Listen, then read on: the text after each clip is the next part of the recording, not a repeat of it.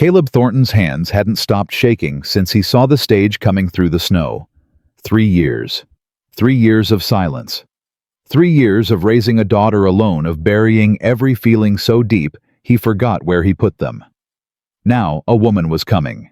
A stranger he'd bought with a newspaper advertisement and $40. His 7-year-old Rosie pressed her face against the frozen window. "Papa, I see it. The stage is here." Caleb couldn't move. What had he done, Ted? If you want to know what happens when this broken rancher meets the woman who will change everything, subscribe to our channel and stay until the very end. Drop a comment telling us which city you're watching from. I love seeing how far these stories travel. The stage pulled up to the Silver Creek Depot at 4:30. Snow was falling hard, turning the world white and mean. Caleb stood back from the other folks' hat pulled low. He hadn't told anyone he was expecting a bride. Hadn't told anyone much of anything in 3 years. Rosie tugged his hand. "Papa, why are you standing so far? We can't see nothing from here." "We can see fine." "No, we can't. Come on." She pulled him forward before he could argue. That was Rosie, 7 years old and already bossier than her mama ever was. The stage door opened. An old man climbed out first, then a drummer with a sample case. Caleb's chest tightened with each passenger. Maybe she didn't come. Maybe she changed her mind. Maybe. Then he saw her. A woman stepped down into the snow. Her dress was thin cotton, patched in 4 places with fabric that didn't match. Her shoes were wrapped with cloth at the toes. She carried one carpetbag, small and worn. She looked like she'd walked out of a poorhouse. Caleb's stomach dropped. The woman's eyes scanned the crowd. Dark eyes. Steady. When they found him, and somehow they found him right away, she didn't look away. She walked straight toward him through the falling snow. "Mr. Thornton." Her voice was clear. No trembling. No begging. "I'm Clara Whitmore, your bride." Rosie gasped. "Papa, she's here. She's really here." Before Caleb could speak, his daughter broke free and ran to the stranger. She grabbed Clara's frozen hand with both of hers. "You're so cold. Your fingers are like ice." "Papa, feel her fingers. They're like ice." "Rosie, we gotta get her warm, Papa. She'll catch her death." Clara looked down at the child holding her hand. Something shifted in her face, softened. "You must be Rosie. Your father wrote about you." "He did? What did he say?" "He said you were the best thing in his life." Rosie beamed. "That's true. I am." She tugged Clara's hand. "Come on, our wagon's over there. Papa, don't just stand there. Help with her bag." Caleb grabbed the carpetbag. It weighed almost nothing. Whatever this woman owned, it fit in a bag light as air. He didn't speak the whole ride home. The cabin was warm from the fire Caleb had built that morning. He'd cleaned the place, swept the floors, put fresh linens on the spare bed. Rosie had insisted on picking winter berries for the table, even though there weren't many to find. Now those preparations felt foolish. He'd expected someone different. Someone who looked like she belonged here. Clara stepped inside and stopped. Her eyes moved across the room, the stone fireplace, the rough-hewn table, the single window with its faded curtains. "It's lovely," she said quietly. Caleb snorted. "It ain't much. It's warm. It's solid. It's more than I've had in 6 months." The words hit him somewhere he didn't expect. More than she'd had in 6 months.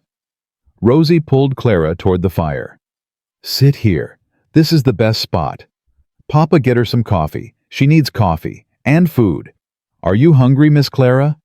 We got bread and bacon and—" "Rosie," Caleb's voice came out rough. "Let the woman breathe. She can breathe and eat at the same time, Papa. That's what mouths are for."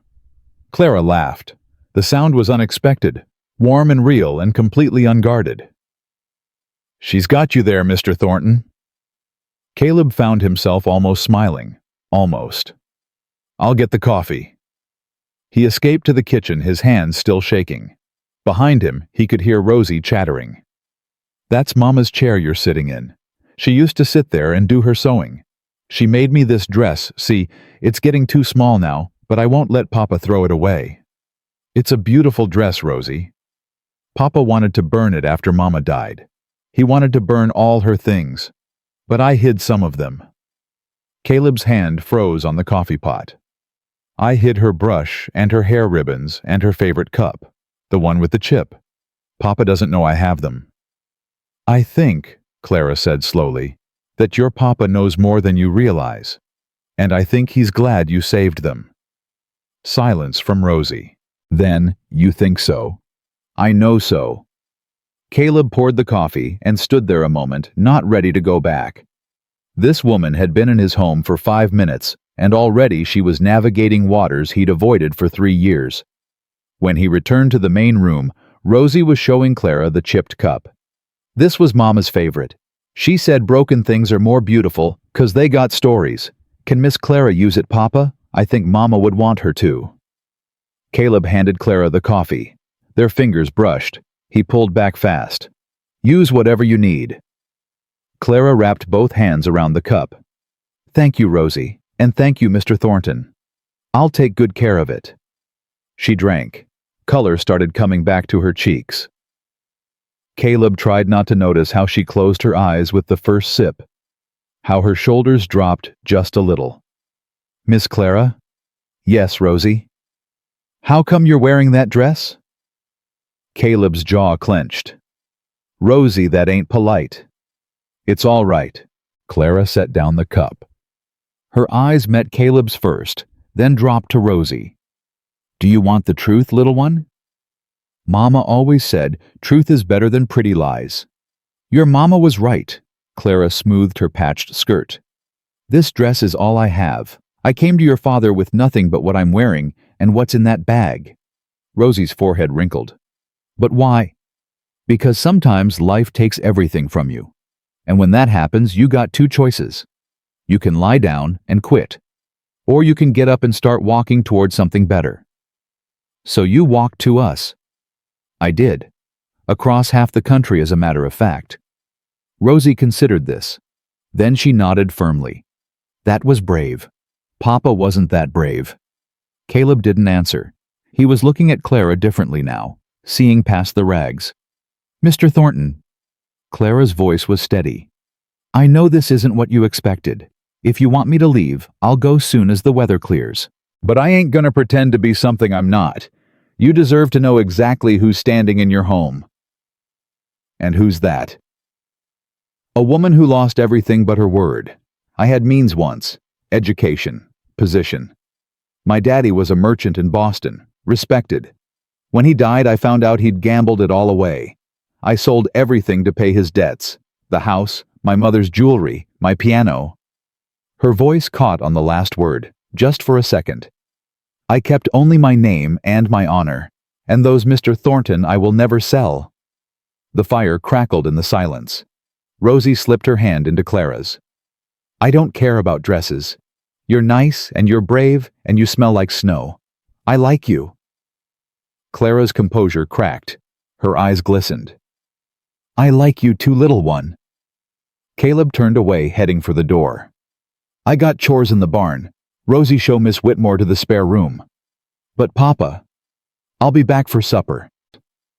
He grabbed his coat and escaped into the cold, not caring that the chores could wait, not caring that he was running from a woman who weighed nothing and owned less. He just needed to breathe. The barn was dark and cold. Caleb stood with his hands braced against the workbench, head bowed. 3 months ago, answering that advertisement had seemed practical. Rosie needed a mother. He needed help. Simple transaction. But Clara Whitmore wasn't simple. She was a woman who'd been stripped of everything: money, position, pride, and still stood straight. Still looked him in the eye. Still spoke truth when a lie would have been easier. His wife Sarah would have liked her. The thought came unbidden, and Caleb shoved it away. He stayed in the barn until his fingers went numb, then stayed longer. When he finally returned to the cabin, night had fallen. Through the window, He could see lamplight and shadows moving inside. He heard something that stopped him cold. Laughter. Rosie's laughter. Bright and free and exactly like Sarah's. When had he last heard that sound? Caleb pushed open the door. Clara and Rosie sat at the table, heads bent over something. Paper. A pencil. "No, see, the rabbit goes this way," Rosie was saying. "Ah, I see. Underneath first, then through the loop." "That's right, you're getting it." They were folding paper, making something together. Clara's fingers moved slowly, following Rosie's directions with patient attention. They looked up when he entered. "Papa, Miss Clara's teaching me to read, and I'm teaching her to make paper animals. We traded. Fair's fair," she said. "Fair's fair," Caleb repeated. Clara stood. "Supper's on the stove. I hope you don't mind. I needed to be useful." "You don't have to. I want to, Mr. Thornton. Whatever else happens, I'll earn my keep every day I'm under this roof." He could have argued. Could have told her she was a guest, that he didn't expect her to work. But her eyes told him not to bother. This wasn't about expectation. This was about pride. "Smells good," he said finally. Rosie grinned. "It's rabbit stew. Miss Clara made it from almost nothing. She said in Boston they called it making magic from air. But really, it's just knowing what spices to use." Supper was quiet. Caleb ate without tasting, watching Clara and Rosie talk like they'd known each other for years. "Miss Clara, do you got any brothers or sisters?" "Had one brother, Thomas. He died in the war." "The big war with the blue and gray soldiers." "That's the one." "Papa was in that war too. He got hurt." Rosie pointed to her arm. "He's got a scar this long.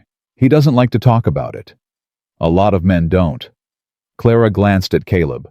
"Some wounds take longer to heal than others." He met her eyes, held them. "Some wounds don't heal at all, Miss Whitmore." "Maybe. Or maybe they just need the right medicine." Rosie yawned, breaking the moment. "I'm sleepy." "Bedtime, little bird." Caleb stood. "Say goodnight to Miss Whitmore." Rosie crossed to Clara and wrapped her arms around the woman's neck. "Good night, Miss Clara. I'm glad you came. I'm glad you're staying." Clara held her tight. "Good night, Rosie. Sleep well." Caleb watched them. Something twisted in his chest. "Come on, Rosie." He carried his daughter to bed, listened to her prayers, kissed her forehead. "Papa?" Her voice was drowsy. "Yeah. Don't send her away, please. I know she came in a patched-up dress, and her shoes got holes. But she's good, Papa. I can tell. Mama would have liked her." The words hit him like a kick to the ribs. "Go to sleep, Rosie. Promise me, Papa." He couldn't promise. He didn't know anything anymore. Sleep. He left before she could ask again. Clara was washing dishes when he returned. She'd found an apron somewhere, probably Sarah's old one, and tied it over her patched dress. "She's asleep." "Yeah." "She's a wonderful child, Mr. Thornton. You've raised her well." Caleb poured himself coffee. "Her mama did most of the raising. I just kept her alive." Clara dried a plate, set it aside. "That's more than some fathers manage. It ain't enough. It's everything." She turned to face him. "A child who's loved, who's fed, who's safe, that's not nothing. That's the whole world." Caleb stared at his coffee. "You got an answer for everything, don't you, Miss Whitmore? Call me Clara. And no, I got questions same as anyone. I just learned not to let the questions stop me from walking forward." She finished the dishes and dried her hands. The lamp flickered between them. "I know what you're thinking, Mr. Thornton." "Do you now?" "You're thinking you made a mistake. You're wondering what the town will say when they see me. You're calculating whether keeping me is worth the trouble I'll bring." He said nothing. She wasn't wrong. "I'll make you a deal." Clara met his eyes straight. "Give me till spring, 3 months. If by then you still want me gone, I'll leave without argument. Won't cause a fuss, won't demand anything. Just let me prove my worth. And what do you get out of it?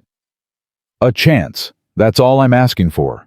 A chance to show you that a woman's worth ain't measured by the dress she's wearing. The fire popped. Wind rattled the window. I'll be honest with you, Miss Clara. I don't know if I got anything left to give. My wife took most of me when she went. What's left ain't much. I'm not asking for your heart, Mr. Thornton. I'm asking for a roof and a purpose. The rest... She shrugged. The rest we'll figure out or we won't. 3 months. He could manage 3 months. Till spring, he said. We'll see where things stand then. Clara nodded. Thank you. Don't thank me yet. This ain't gonna be easy. The town there's a woman named Meredith Ashworth, widow. Thinks she runs the social order round here. She'll come after you the minute she hears about this. I've survived worse than a busybody widow. You ain't met this one. Her tongue's sharper than a skinning knife. Clara almost smiled. Then I'll have to be sharper. For the first time in longer than he could remember, Caleb felt something besides numbness. He didn't know what to call it yet, but it was something. 2 weeks passed. The snow kept falling. Clara rose before dawn every day. Coffee ready, fire stoked, something always cooking on the stove. She cleaned and mended and organized with quiet efficiency, never asking permission, never waiting to be told. Rosie followed her like a shadow. Miss Clara, teach me to make those biscuits again. Miss Clara, will you read me that story tonight? Miss Clara, watch me do a cartwheel. Oh wait, don't watch. I can't do it yet. Caleb watched from the edges. He worked longer hours than necessary, found reasons to be in the barn, maintained his distance. But he couldn't ignore the changes. His daughter was laughing again, talking again, sleeping through the night without screaming for her dead mother. Clara had done that. In 2 weeks, this woman in rags had given his child back something he thought was lost forever. One evening he came in from the barn to find them at the table. Clara was showing Rosie how to write letters, her patient voice guiding each stroke. The R goes like this, see a big belly on the front. Like a fat man. Exactly like a fat man. Now you try. Rosie stuck out her tongue in concentration, pencil gripped tight. She drew a wobbly R and held it up. Look, Papa, I wrote my name Rosie. Miss Clara taught me. Caleb crossed to the table. The letters were crooked, some bigger than others. That's real fine, Rosie. Miss Clara says I'm a quick learner. She says in Boston the rich kids don't learn as fast as me. Clara met his eyes over Rosie's head. It's true. She's bright as a new penny. Mama used to say that. Rosie's voice got quiet. Bright as a new penny. She used to call me that. The silence stretched. Clara put her hand on Rosie's. Then your mama knew exactly what she was talking about. Later, after Rosie was asleep, Caleb found Clara on the porch. She'd wrapped a blanket around her shoulders against the cold, staring out at the frozen landscape. You'll catch your death out here. I like the cold. Clears my head. He stood beside her, not too close. You're good with her. With Rosie. She's easy to love. She ain't been easy since her mama died. Hardly talked for a year. Screamed in her sleep. Wouldn't let anyone touch her. Grief does strange things to children. They don't have words for what they're feeling, so it comes out sideways. How do you know so much about it? Clara was quiet a moment. I was 11 when my mother died. I didn't speak for 3 months. My father thought I'd gone simple in the head, but it wasn't that. I just couldn't find any words that matched what was inside me. What changed? A teacher, Mrs. Harwell. She didn't push, didn't demand, just sat with me every day reading aloud, talking to me, even though I never answered. One day she read a poem about a river that kept flowing even when winter froze the surface. And I started crying. Couldn't stop. Cried for hours. Clara pulled the blanket tighter. After that, the words came back. Slowly. But they came. Caleb thought about Rosie, about the months of silence, about all the things he hadn't known how to fix. You ever think about going back to teaching? Every day. But no school will hire me now. A woman alone with no family, no references left after the debts. I'm damaged goods in their eyes. That ain't right. No, but it's the way things are. She turned to look at him. That's why I'm here, Mr. Thornton. Not because I wanted to marry a stranger, but because it was this or the streets, and I refused to let my father's mistakes put me in the gutter.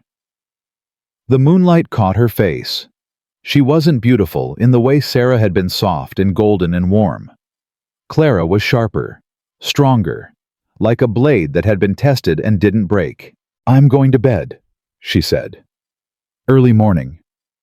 Yeah. She stopped at the door. Mr. Thornton. Yeah. Thank you. For the chance. She went inside.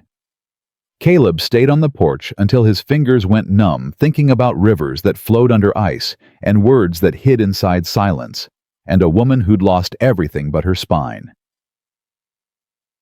The third week, everything changed. Caleb rode to Sarah's grave.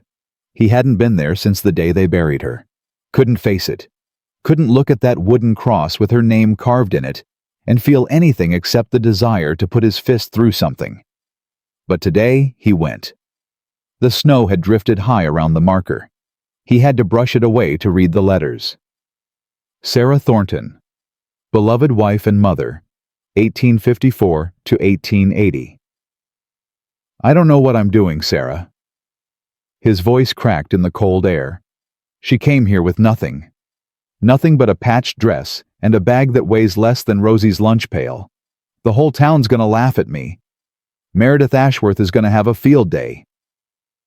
The wind answered. Nothing else. But Rosie, God, Sarah, you should see her. She's talking again, laughing.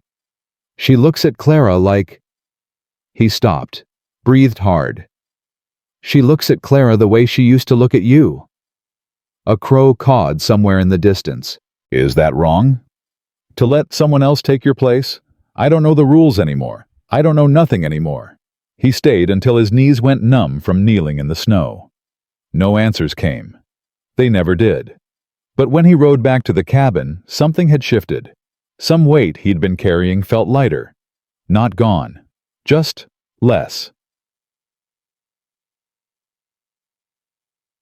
That night, Rosie got sick. It started with a cough at supper. Just a small thing.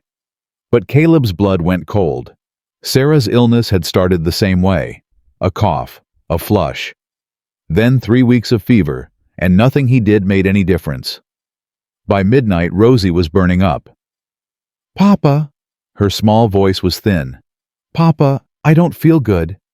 Caleb pressed his hand to her forehead. Too hot, way too hot. I'm writing for Doc Cooper. He grabbed his coat, hands shaking. Keep her warm, keep her... Caleb. Clara's voice cut through his panic. Stop! He spun. She's burning up. I gotta get the doc. Listen to me. Clara crossed to him, grabbed his arms. The pass is snowed in. You saw it yourself yesterday. You ride out there tonight, you'll die in a drift. And then who'll Rosie have? But she's... I know. Clara's grip tightened. But this is a fever. Children get fevers. I've seen dozens of them. Sarah had a fever. Sarah? This isn't Sarah. The words hit him like a slap. Clara's eyes held his. I need you to hear me. This is not the same. Your daughter has a winter cold. Her lungs are clear. Her breathing is strong. She needs rest and cool cloths and someone to watch her through the night. How do you know? How can you be sure? I can't be sure of anything, but I know the difference between sick and dying. And your daughter ain't dying. Not tonight. Not if we do this right. Caleb's chest heaved. Every instinct screamed at him to ride, to do something, to not stand helpless, while another person he loved slipped away. But Clara didn't look away. Didn't flinch. Trust me, she said. Just for tonight. If she's worse by dawn, we'll find a way to get help. But right now she needs her papa here. not frozen in a snowdrift somewhere. Rosie coughed from the bedroom, a weak rattling sound. Please, Caleb, trust me. He didn't trust anyone, hadn't in years, but those eyes. One night, he said roughly. If she's worse by morning, you have my word. Clara released his arms and moved to the bedroom. Caleb followed, feeling useless, feeling terrified. Rosie lay in bed, face flushed, eyes glassy. Papa, I'm here, little bird. I feel yucky. I know, but Miss Clara's going to take care of you. She's going to make you better. Clara was already wringing out a cloth in cool water. She pressed it to Rosie's forehead, gentle and sure. There now, little one. That'll help. Will you stay with me? All night, I promise. Rosie's small hand found Clara's and held tight. I'm scared. I know, sweetheart. But being scared is all right. I'm right here. Your papa's right here. We ain't going anywhere. Caleb watched from the doorway. His daughter clutched this stranger's hand like a lifeline, like Clara was the only solid thing in a world gone tilting. I'll get more water, he mumbled, in case you need it. He fled to the kitchen because if he stayed another second, he was going to break. The night stretched forever. Clara worked without stopping. Cool cloths, sips of water, soft words when Rosie whimpered. She moved with calm efficiency, like she'd done this 100 times before. Maybe she had. Caleb paced, fetched water, stoked the fire, anything to keep his hands busy while his mind spiraled. Memories came in waves. Sarah's fever, the way she'd burned for weeks while he watched helpless, the doctor's grim face, the morning he'd woken to find her cold beside him. She's not getting worse. He looked up. Clara stood in the doorway, exhaustion lining her face. Fever's the same. Maybe a little less. She's sleeping now. You sure? I'm sure. Caleb slumped into a chair, head in his hands. I can't do this again. I can't watch another. You won't have to. Clara sat across from him. Under the lamplight, she looked as wrecked as he felt. I know what you're remembering, she said quietly. And I'm sorry you had to go through that. Losing someone you love, there's no pain like it. How would you know? I watched my mother die. Took 3 months. Consumption. I was 11 years old, and I sat by her bed every night because I was afraid if I left, she'd go without me. Caleb lifted his head. She waited till I fell asleep. Clara's voice was matter-of-fact, but her hands twisted in her lap. Couldn't bear to have me watch her go, so she waited, and I woke up holding her hand, and she was already cold. The fire crackled. Neither of them spoke. Rosie's gonna be fine, Clara finally said. I know it in my bones. But even if I'm wrong, even if the worst happens, you won't face it alone. Not anymore. She stood and returned to Rosie's room.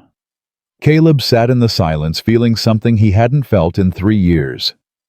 He wasn't sure what to call it, but it felt like a door opening. Just a crack. Just enough to let in the smallest sliver of light. By dawn, Rosie's fever broke. Caleb found Clara asleep in the chair beside his daughter's bed, her head resting on folded arms, dark circles under her eyes, her patched dress wrinkled and worn. She'd stayed up all night for a child who wasn't hers. Rosie's breathing was even and deep, normal. The flush had faded from her cheeks. Caleb backed out of the room quiet as he could. He went to the kitchen and started making coffee. When Clara emerged an hour later, there was a cup waiting for her, and beside it on the rough wooden table, a small carved flower. 5 petals. A curved stem. Simple but careful. Clara picked it up, turned it over in her hands. Caleb stood at the stove, back to her. It ain't much. Just something to say. He stopped. Couldn't find the words. Thank you, Clara finished. It says thank you. Yeah. She set the flower down gently. It's beautiful. It ain't. My hands are out of practice. It's beautiful, she said again. Because you made it. Because it means something.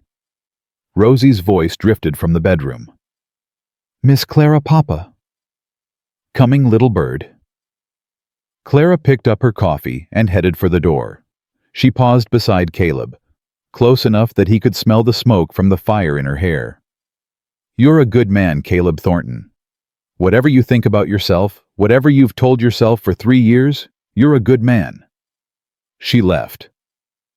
Caleb stood at the stove, heart pounding, thinking about carved flowers and broken cups, and a woman who came with nothing and gave everything. He was in trouble. He knew it now. The only question was what he was going to do about it. Rosie recovered fast. By the 3rd day, she was out of bed and demanding biscuits. By the 5th day, she was back to her old self, chattering non-stop and following Clara around like a duckling. Caleb watched it all from his careful distance. The carved flower had disappeared from the kitchen table. He found it later on Clara's windowsill catching the winter light. Neither of them mentioned it. But something had shifted between them. Something neither of them was ready to name. A week after Rosie's fever broke, Samuel McAllister came calling again. Caleb heard the wagon before he saw it. He was in the barn mending a bridle that didn't really need mending when the crunch of wheels on snow brought him to the door. Sam climbed down slow the way old men do when their bones ache from cold. He didn't head for the cabin. He walked straight to the barn. Thornton. Sam. You gonna invite me in, or we gonna freeze out here like a couple of fence posts? Caleb stepped aside. Sam entered the barn stamping snow from his boots. Heard about the little one getting sick. She all right? She's fine. Clara took care of her. Clara, is it? Sam's eyes crinkled. Not Miss Whitmore no more. Caleb's jaw tightened.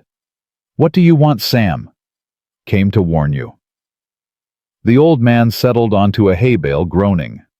Widow Ashworth's been talking, and when that woman talks, the whole territory listens. Let her talk. It ain't that simple, and you know it. Sam fixed him with a look.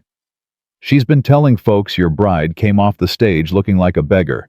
Says you've taken in a woman of questionable character. Says she's planning to pay you a visit soon as the road's clear. Caleb's hands curled into fists.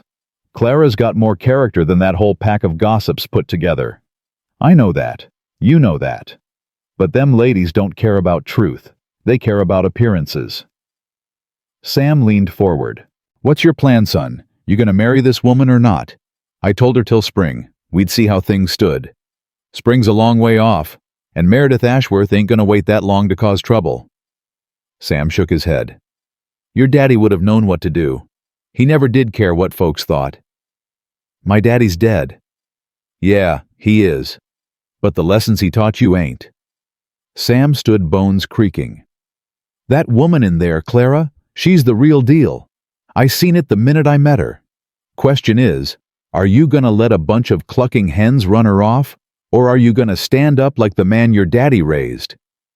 He didn't wait for an answer, just walked out of the barn, climbed into his wagon and drove away.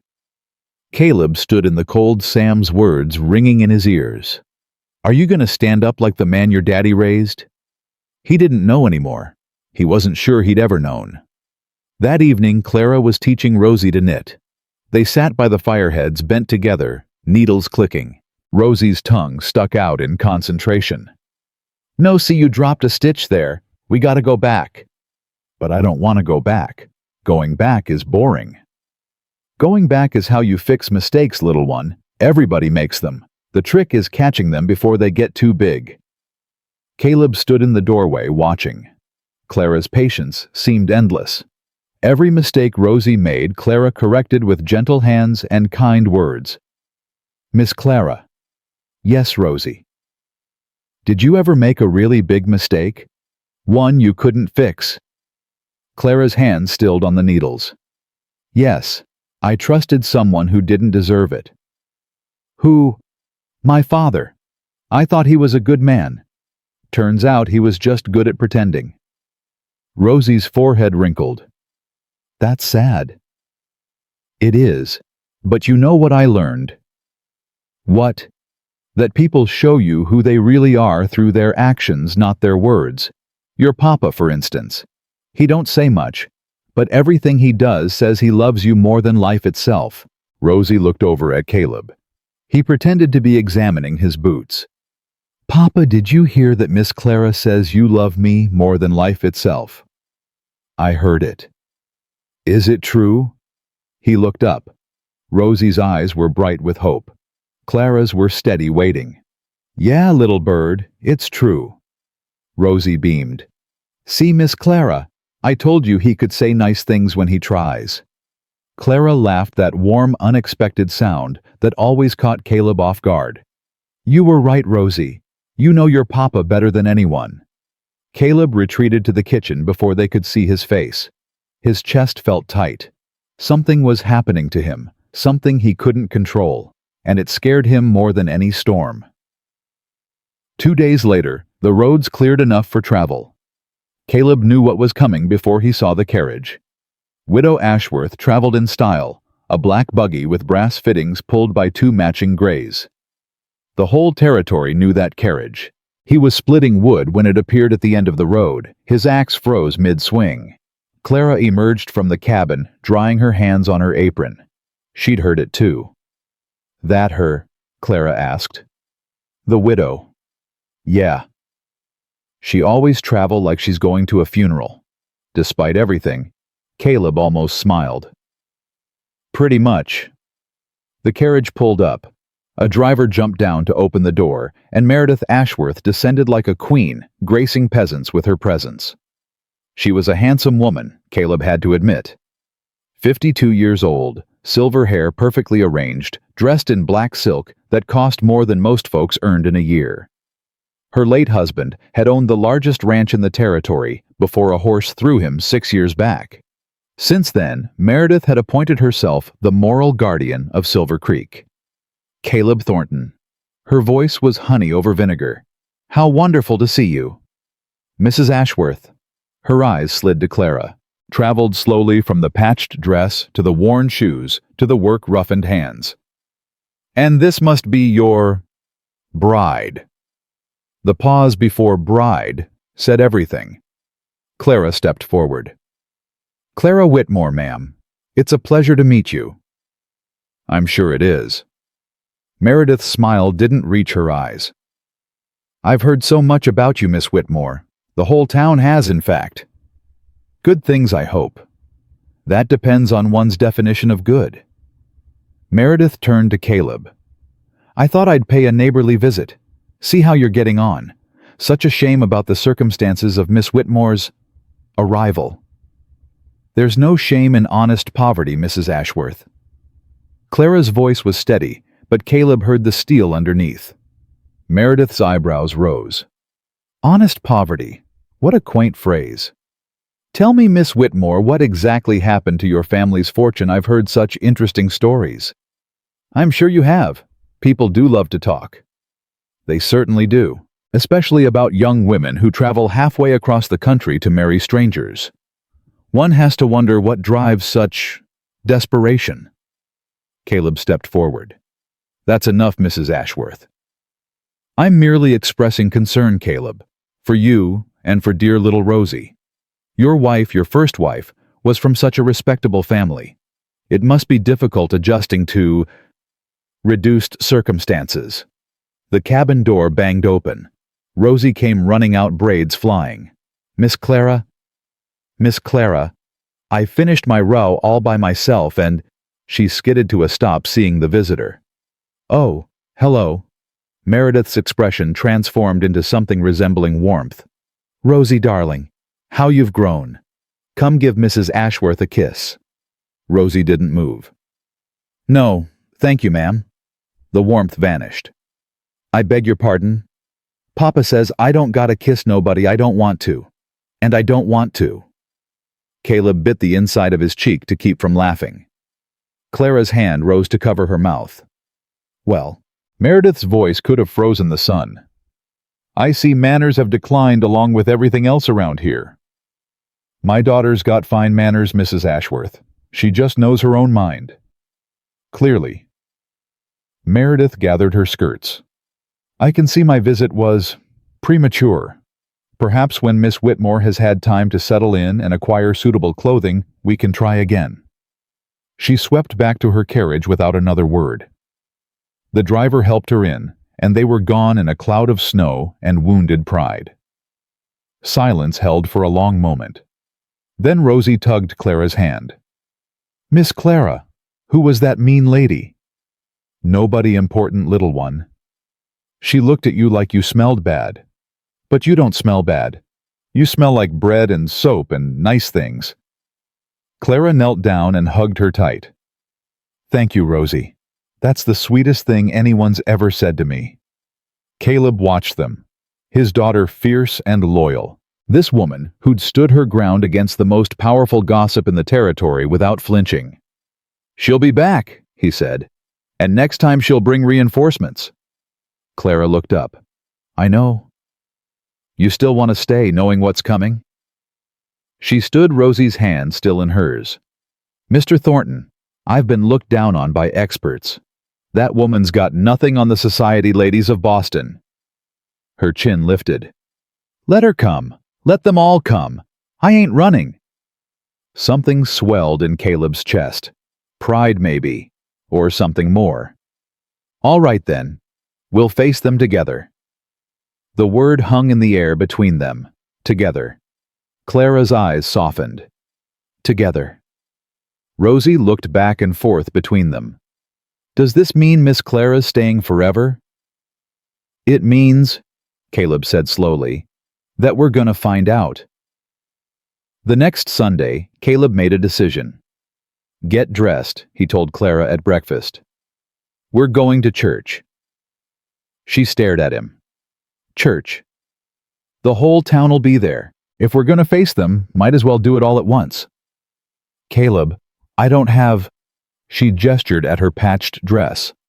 I can't walk into church looking like this. Why not? Because they'll what? Talk. They're already talking. They'll judge. They're already judging. He set down his coffee cup. You told me a woman's worth ain't measured by the dress she's wearing. You believe that or not? Clara's jaw tightened. I believe it. Then prove it. Walk in there with your head high. Let them see exactly who you are. For a long moment, she said nothing. Then slowly she nodded. All right, Caleb Thornton. Let's give them something to talk about. The ride to town felt endless. Rosie sat between them, chattering about nothing, oblivious to the tension. Clara's hands were folded in her lap, knuckles white. Caleb kept his eyes on the road. The church was already half full when they arrived. Heads turned. Whispers started. Caleb helped Clara down from the wagon. She took his arm the first time she'd done so, and together they walked toward the doors. He could feel the stairs like physical weight, could hear the murmurs rising and falling. Just keep walking, he said quietly. I am. You're doing fine. I know. They entered the church. More heads turned. More whispers. Caleb led them to the pew he'd always shared with Sarah. It had sat empty for 3 years. Now he guided Clara into it, Rosie between them. The whispers crescendoed, then fell silent as Reverend Thomas Gray took the pulpit. Caleb didn't hear a word of the sermon. He was too aware of Clara beside him, her straight spine, her steady breathing, the way she held her hymnal with quiet dignity, despite the eyes boring into her back. After the service, the gauntlet began. Meredith Ashworth was first, of course. She swept over with her flock of followers, a parade of silken judgment. Caleb, Miss Whitmore, how brave of you to join us.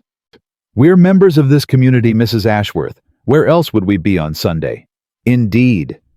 Her eyes raked over Clara's dress. I see you haven't had time to visit the dressmaker yet. Such a shame. We were all so looking forward to seeing what style you might bring from Boston. Clara smiled. It didn't reach her eyes. Fashion was never my priority, ma'am. I always believed what's inside a person matters more than what's on the outside. How philosophical?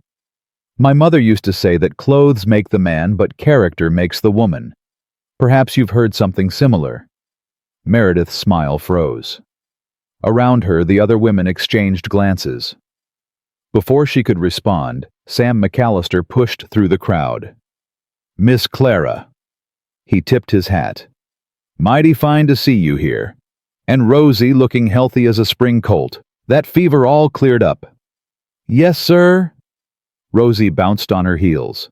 "Miss Clara took care of me. She stayed up all night and put cold cloths on my head and sang me songs." "Did she now?" Sam turned to the assembled crowd. "A woman who nurses a sick child through the night. That's the mark of a good heart, I'd say. Wouldn't you agree, Mrs. Ashworth?" Meredith's lips pressed thin. "Indeed. In fact," Sam continued, his voice carrying clearly, "I've known many fine ladies in my time, women with fancy dresses and fancy manners, but I ain't never seen one who'd sacrifice a night's sleep for a child that wasn't her own." He looked at Clara. "You done good, miss. Real good." Other voices joined in. Mr. Thompson, the blacksmith. Mrs. Chen, whose husband ran the laundry. The Hendersons from the neighboring farm. "Heard she cooks like an angel. My wife says she's been teaching the little one to read. Takes real grace to come so far with so little." The tide was turning. Caleb watched Meredith's face tighten as her allies wavered. "Well," Meredith gathered her dignity, "I'm sure we're all delighted that Miss Whitmore is settling in, though one does wonder how long such enthusiasm will last." She swept away her followers, trailing behind like confused ducklings. The crowd dispersed. Clara let out a breath she'd been holding. "That went better than expected." "It ain't over." Caleb guided her toward the wagon. "She won't give up that easy." "I know, but today..." Clara looked back at the church, at the people nodding to her as they passed. "Today, we didn't lose." Rosie tugged Caleb's hand. "Papa, why was that mean lady so mad?" "Because some people don't like when things change, little bird." "But Miss Clara's a good change, right?" He looked at Clara, at her patched dress and her proud chin and her steady eyes.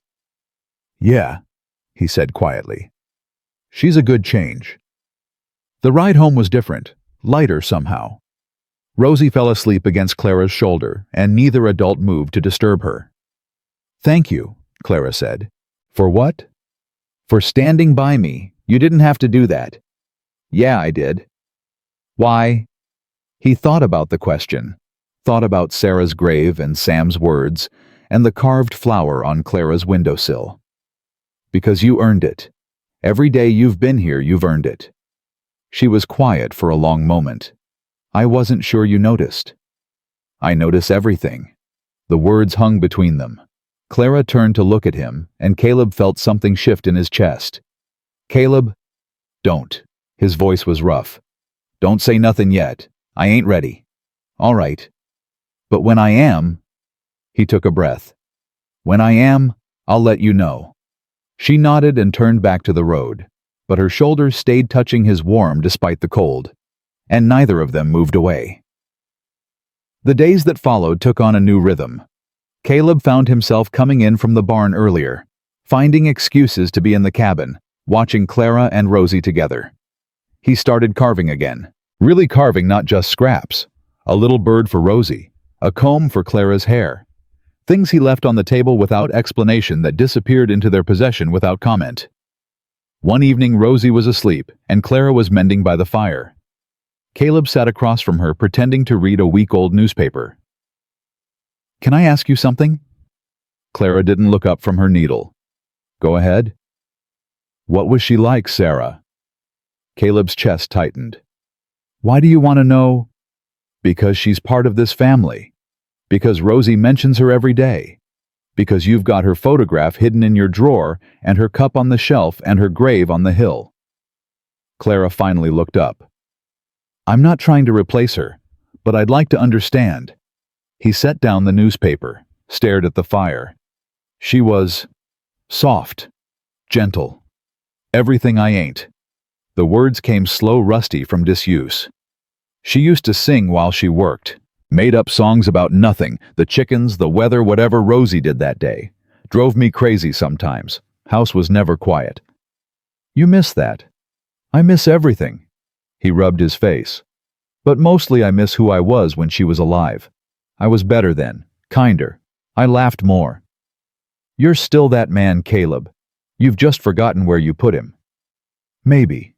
He looked at her. Maybe you're helping me remember. Clara's breath caught, her needle stilled. Caleb. The door burst open. Cold wind and snow swirled in. A figure stumbled through. A boy couldn't be more than 13, gasping for breath. Mr. Thornton, you gotta come quick. There's been an accident.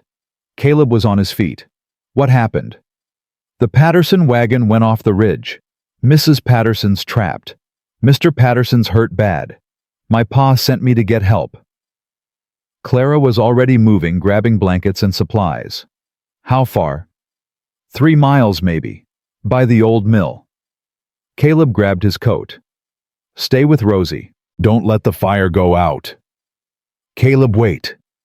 Clara thrust a bundle into his arms. Bandages roped the whiskey he kept for emergencies. Be careful. Always am. He rode hard through the snow, the boy clinging behind him. His mind raced with what he might find. The Pattersons were good people. Young couple, just starting out. If they died. He pushed the thought away. Focused on the horse. The snow. The 3 miles that felt like 30. When he arrived, others were already there. Men from neighboring farms working by lantern light. The wagon had slid off an icy bend and tumbled down a ravine.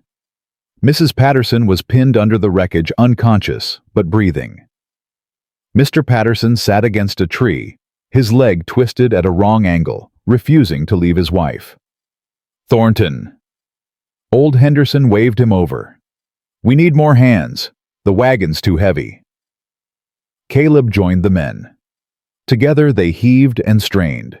Slowly, impossibly, the wreckage shifted.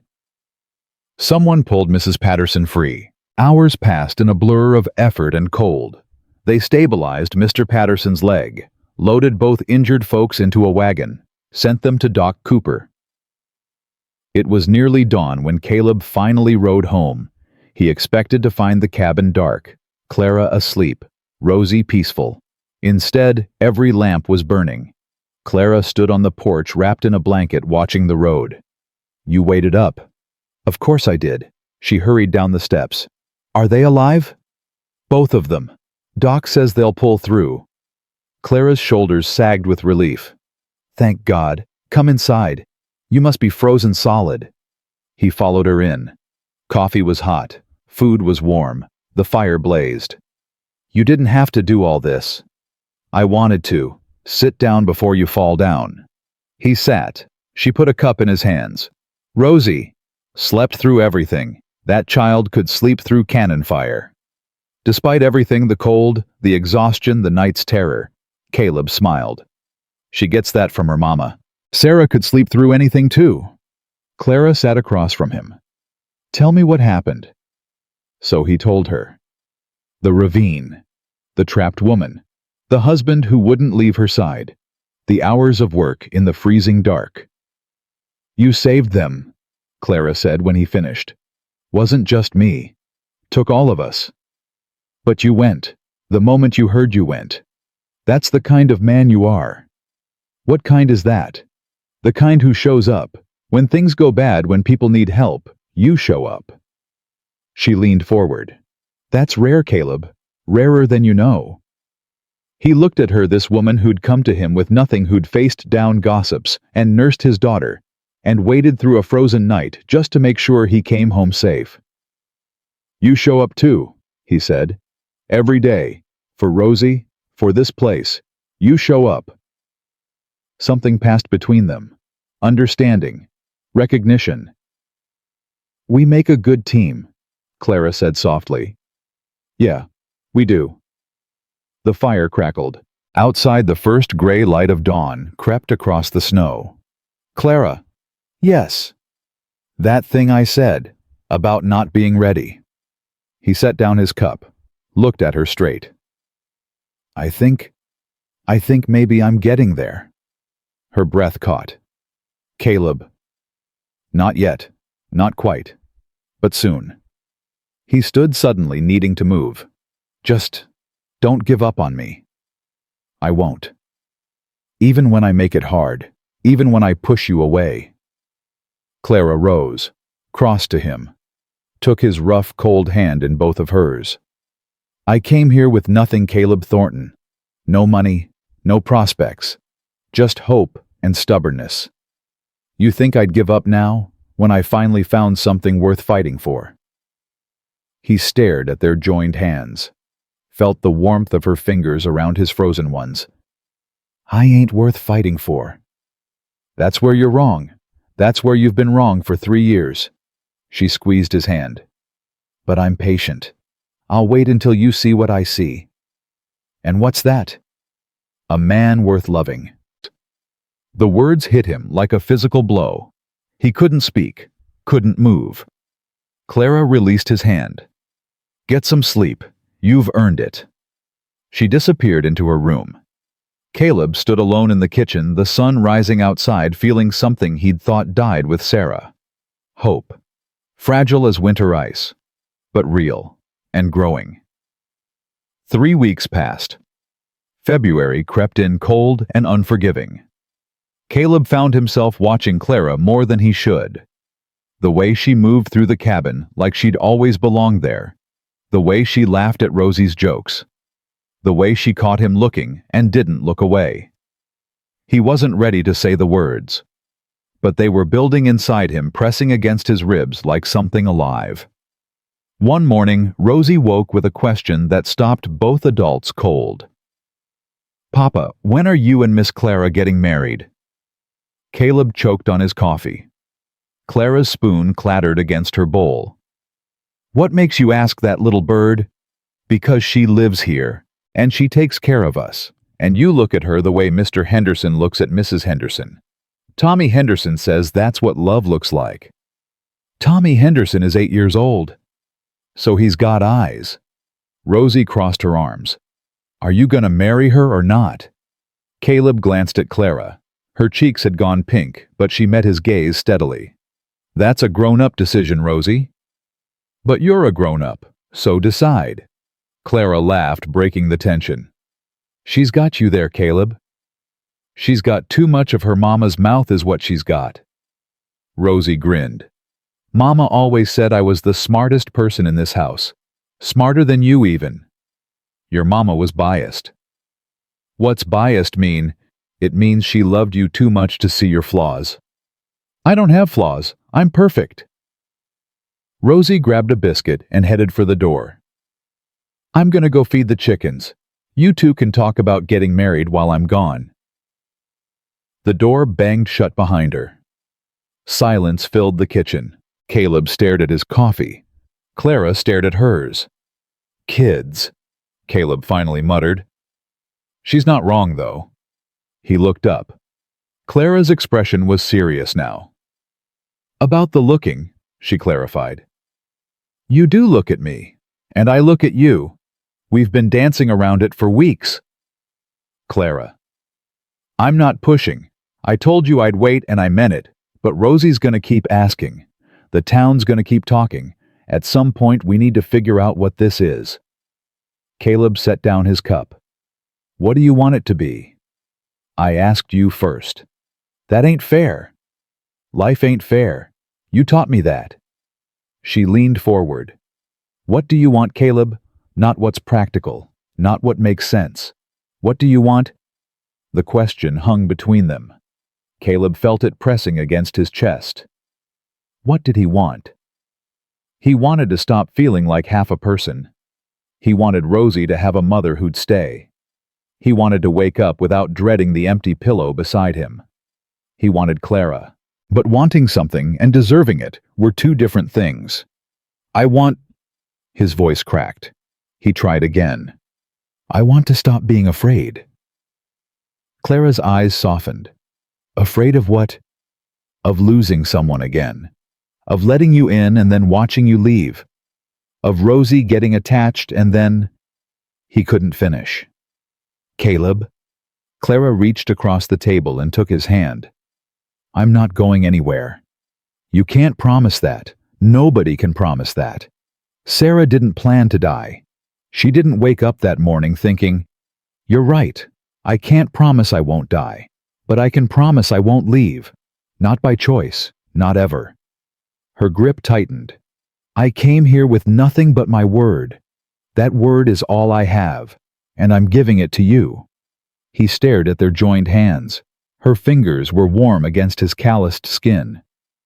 I don't know how to do this anymore, he admitted. I don't know how to be a husband. I forgot. Then we'll figure it out together. Ain't that what you said? We face things together. Yeah, I said that. Did you mean it? He looked up, met her eyes, saw everything he'd been afraid to see, hope, patience, something that might be love. Yeah, he said quietly. I meant it. Clara smiled. Not the careful smile she wore around town, a real one, bright and unguarded.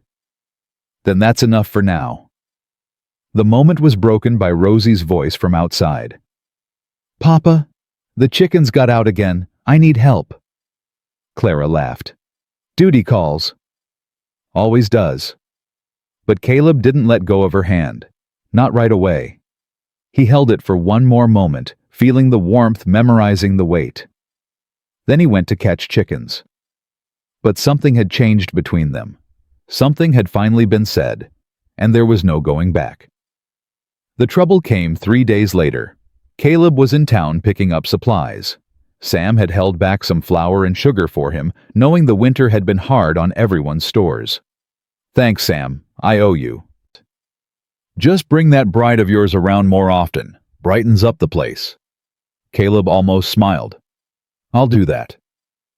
He was loading the wagon when he heard the voices. Women's voices carrying from the general store's back porch.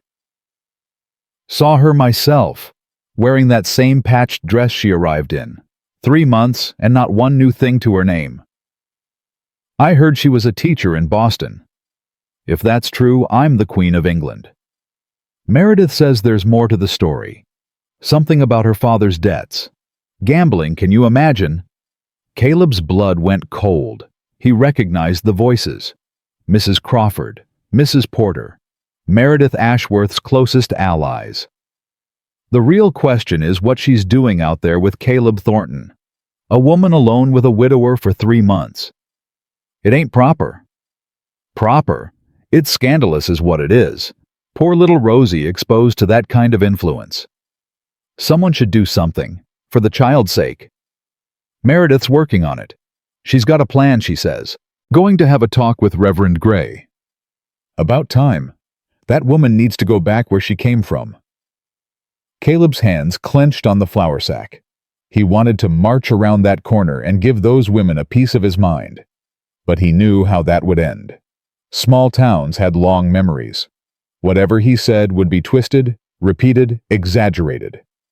He loaded the wagon in silence and drove home with fury burning in his chest.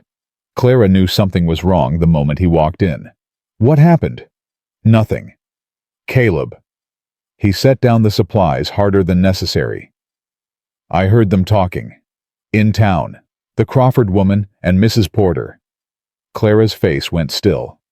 What did they say? Does it matter? Same poison they've been spreading since you got here. It matters to me. He turned to face her. They said you're not proper, that you're a bad influence on Rosie, that someone should do something about it. Clara's jaw tightened, but her voice stayed even. And what did you do? Nothing. What could I do? Start a brawl in front of Sam's store. You could have defended me.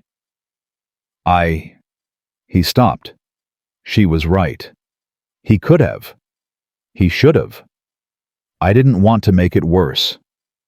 Worse for who? For me or for you? The question hit him like a slap. What's that supposed to mean? It means you're still worried about what they think. 3 months of me proving myself and you're still afraid of the gossip. That ain't true. Isn't it? Clara's voice rose. You hold my hand when we're alone. You look at me like I mean something. But out there, in town, you barely stand next to me. I stood next to you at church. Once, 3 weeks ago, and you've found reasons to go to town alone ever since. Her eyes were bright with anger. Or tears, maybe both. I ain't asking you to fight everyone who whispers about me, but I am asking you to stop hiding. Stop being ashamed. I ain't ashamed of you. Then prove it. The words hung in the air.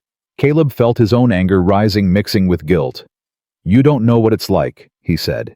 You can leave, go back east, start over somewhere nobody knows you. I'm stuck here. This is my land, my home, my daughter's home. I can't just stand up for the woman living under your roof, the woman raising your daughter, the woman you said you wanted to stop being afraid with.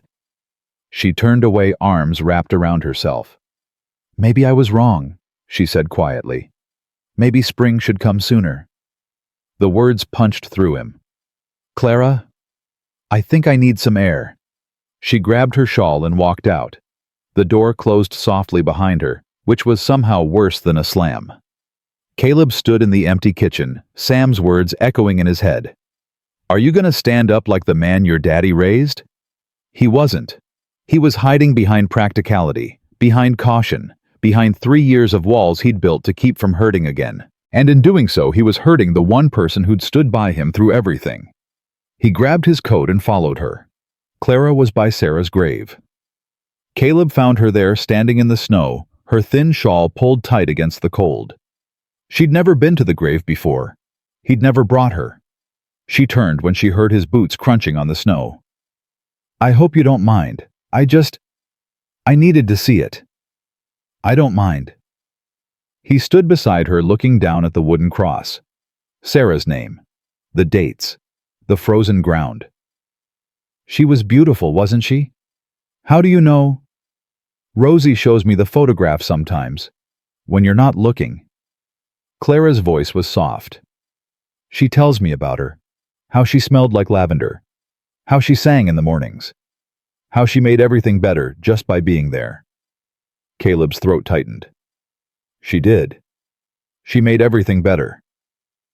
I'm not trying to replace her, Caleb. I never was. I know. Do you? Clara turned to face him. Her eyes were red, but no tears fell. Because sometimes I wonder. Sometimes I think you look at me and see everything she wasn't. Everything I can't be. That ain't true. Then what is true? Because I'm standing here in the cold, 3 months into a life I didn't plan, loving a man who can't decide if he wants me or not. The word hit him like lightning. Loving. You love me. Of course I do, you stubborn fool. Why do you think I'm still here? Why do you think I care what those women say? Her voice cracked. I could handle the whispers if you stood beside me. But you're still got 1 foot out the door, Caleb, still ready to run. I ain't running. Then what do you call this? What do you call 3 months of almost and maybes? What do you call coming home angry about gossip, but never once saying out loud what I am to you? You're... He stopped. The words tangled in his throat. I'm what your housekeeper, your daughter's nursemaid, your mail-order bride, who ain't quite good enough to be a real wife.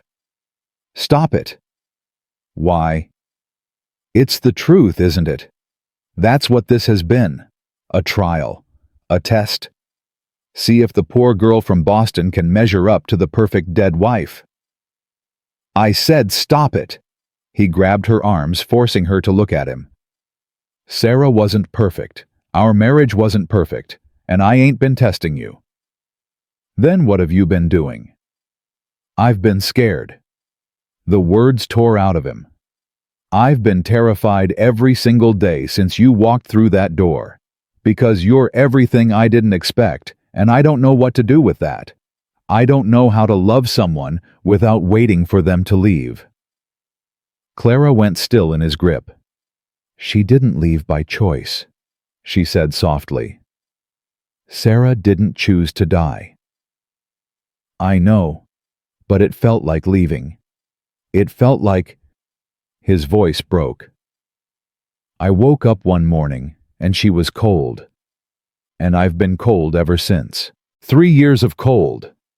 And then you came and you started thawing me out, and it hurts, Clara. Coming back to life hurts. Tears were streaming down her face now.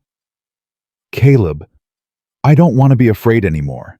I don't want to care what the town thinks or what Meredith Ashworth says or what anyone says. He pulled her closer. I just want to stop being cold. Clara's hands came up to his face. Her fingers were freezing, but her touch burned. Then let me warm you, she whispered. Let me in. All the way in. Stop holding back. I don't know how. Yes, you do. You've been doing it for weeks. You just need to stop being afraid of it. He stared at her. At this woman who'd come to him in rags and given him everything. Who'd loved his daughter. Who'd stood her ground against the whole damn town. Who'd walked out to his dead wife's grave and demanded he choose. Okay, he said. Okay what? Okay, I choose you. Here, now, in front of Sarah and God and anyone else who's watching. He pressed his forehead to hers. I choose you, Clara Whitmore. Not because I have to, because I want to, because I can't imagine this place without you anymore. Clara let out a sound that was half laugh, half sob. About time, Caleb Thornton. I know, I'm slow. It's a flaw. I can work with flaws. You'll have to. She laughed again, and this time it was pure joy. He pulled her against his chest and held on, feeling her warmth seep into his bones. Behind them, the sun was setting over Sarah's grave. The snow glowed orange and pink. Caleb didn't know if his first wife could see them. Didn't know if there was anything after death but cold ground and fading memories. But in that moment, holding Clara, he could almost feel Sarah's blessing. Go, her voice seemed to whisper. Be happy. Live. So he did. They walked back to the cabin hand in hand. Rosie was waiting on the porch, her small face worried. Papa, Miss Clara. Why were you standing in the snow so long? Are you fighting? Caleb looked at Clara. She looked at him. They both smiled. No, little bird. We ain't fighting. Then what were you doing? Deciding something. Deciding what? Caleb knelt down, so he was eye level with his daughter. Remember when you asked if I was going to marry Miss Clara? Rosie's eyes went wide. Yeah. Well, I reckon the answer is yes, if she'll have me, and if you'll have her. For a moment, Rosie didn't move. Then she screamed a sound of pure, unbridled joy and launched herself at Clara. Really, really, really, you're going to be my mama. I mean my new mama. She pulled back, suddenly uncertain. Is it okay if I call you mama? Or is that bad because of my first mama? Clara knelt down, gathering Rosie's hands in hers. You can call me whatever feels right, little one, and your first mama will always be your mama. Nothing changes that. So I get 2 mamas. If you want. I want. Rosie threw her arms around Clara's neck. I want.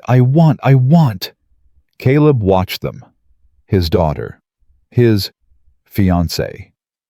The word felt strange in his mind, but good. When's the wedding? Rosie demanded.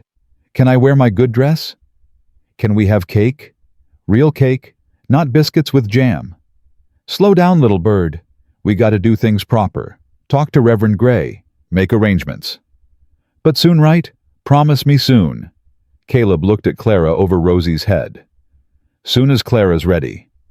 I'm ready now, Clara said. Been ready since Christmas, if I'm being honest. Then soon, real soon, Rosie cheered. She grabbed both their hands and dragged them inside, chattering about flowers and cake, and inviting Tommy Henderson so she could tell him she'd been right about everything. The cabin was warm, the fire crackled, and for the first time in 3 years, Caleb Thornton felt like he was home. But the town wasn't done with them yet. The next morning, a letter arrived. Caleb was in the barn when he heard the horse. He came out to find a young man, the Henderson boy, Tommy's older brother, holding an envelope. "From Reverend Gray, sir. He said it was urgent." Caleb took the letter. His stomach dropped before he even opened it. Inside, the Reverend's careful handwriting spelled out the problem. "Dear Mr. Thornton, it has come to my attention that certain members of the congregation have raised concerns about the living arrangements at your homestead, specifically regarding Miss Clara Whitmore's presence in your home without the benefit of marriage. I do not share these concerns personally. However, Mrs. Ashworth has requested a formal inquiry. She claims to have evidence of impropriety and intends to present it to the church council this Sunday. I wanted to warn you. Whatever you're planning, I suggest you plan it quickly. With respect, Reverend Thomas Gray." Caleb read the letter twice. Then he crumpled it in his fist. Clara appeared at the barn door. "What is it?" He handed her the crumpled paper, watched her face as she read it. "Evidence of impropriety," she repeated. "What evidence? I've been nothing but proper." "Doesn't matter. Meredith Ashworth can make evidence out of thin air." "So what do we do?" Caleb's jaw tightened. "We get married. Tomorrow. Before Sunday. Before she can do whatever she's planning. Tomorrow. Unless you want to wait and let that woman destroy your reputation." Clara's chin lifted. "I don't care about my reputation. I care about it. And I care about you.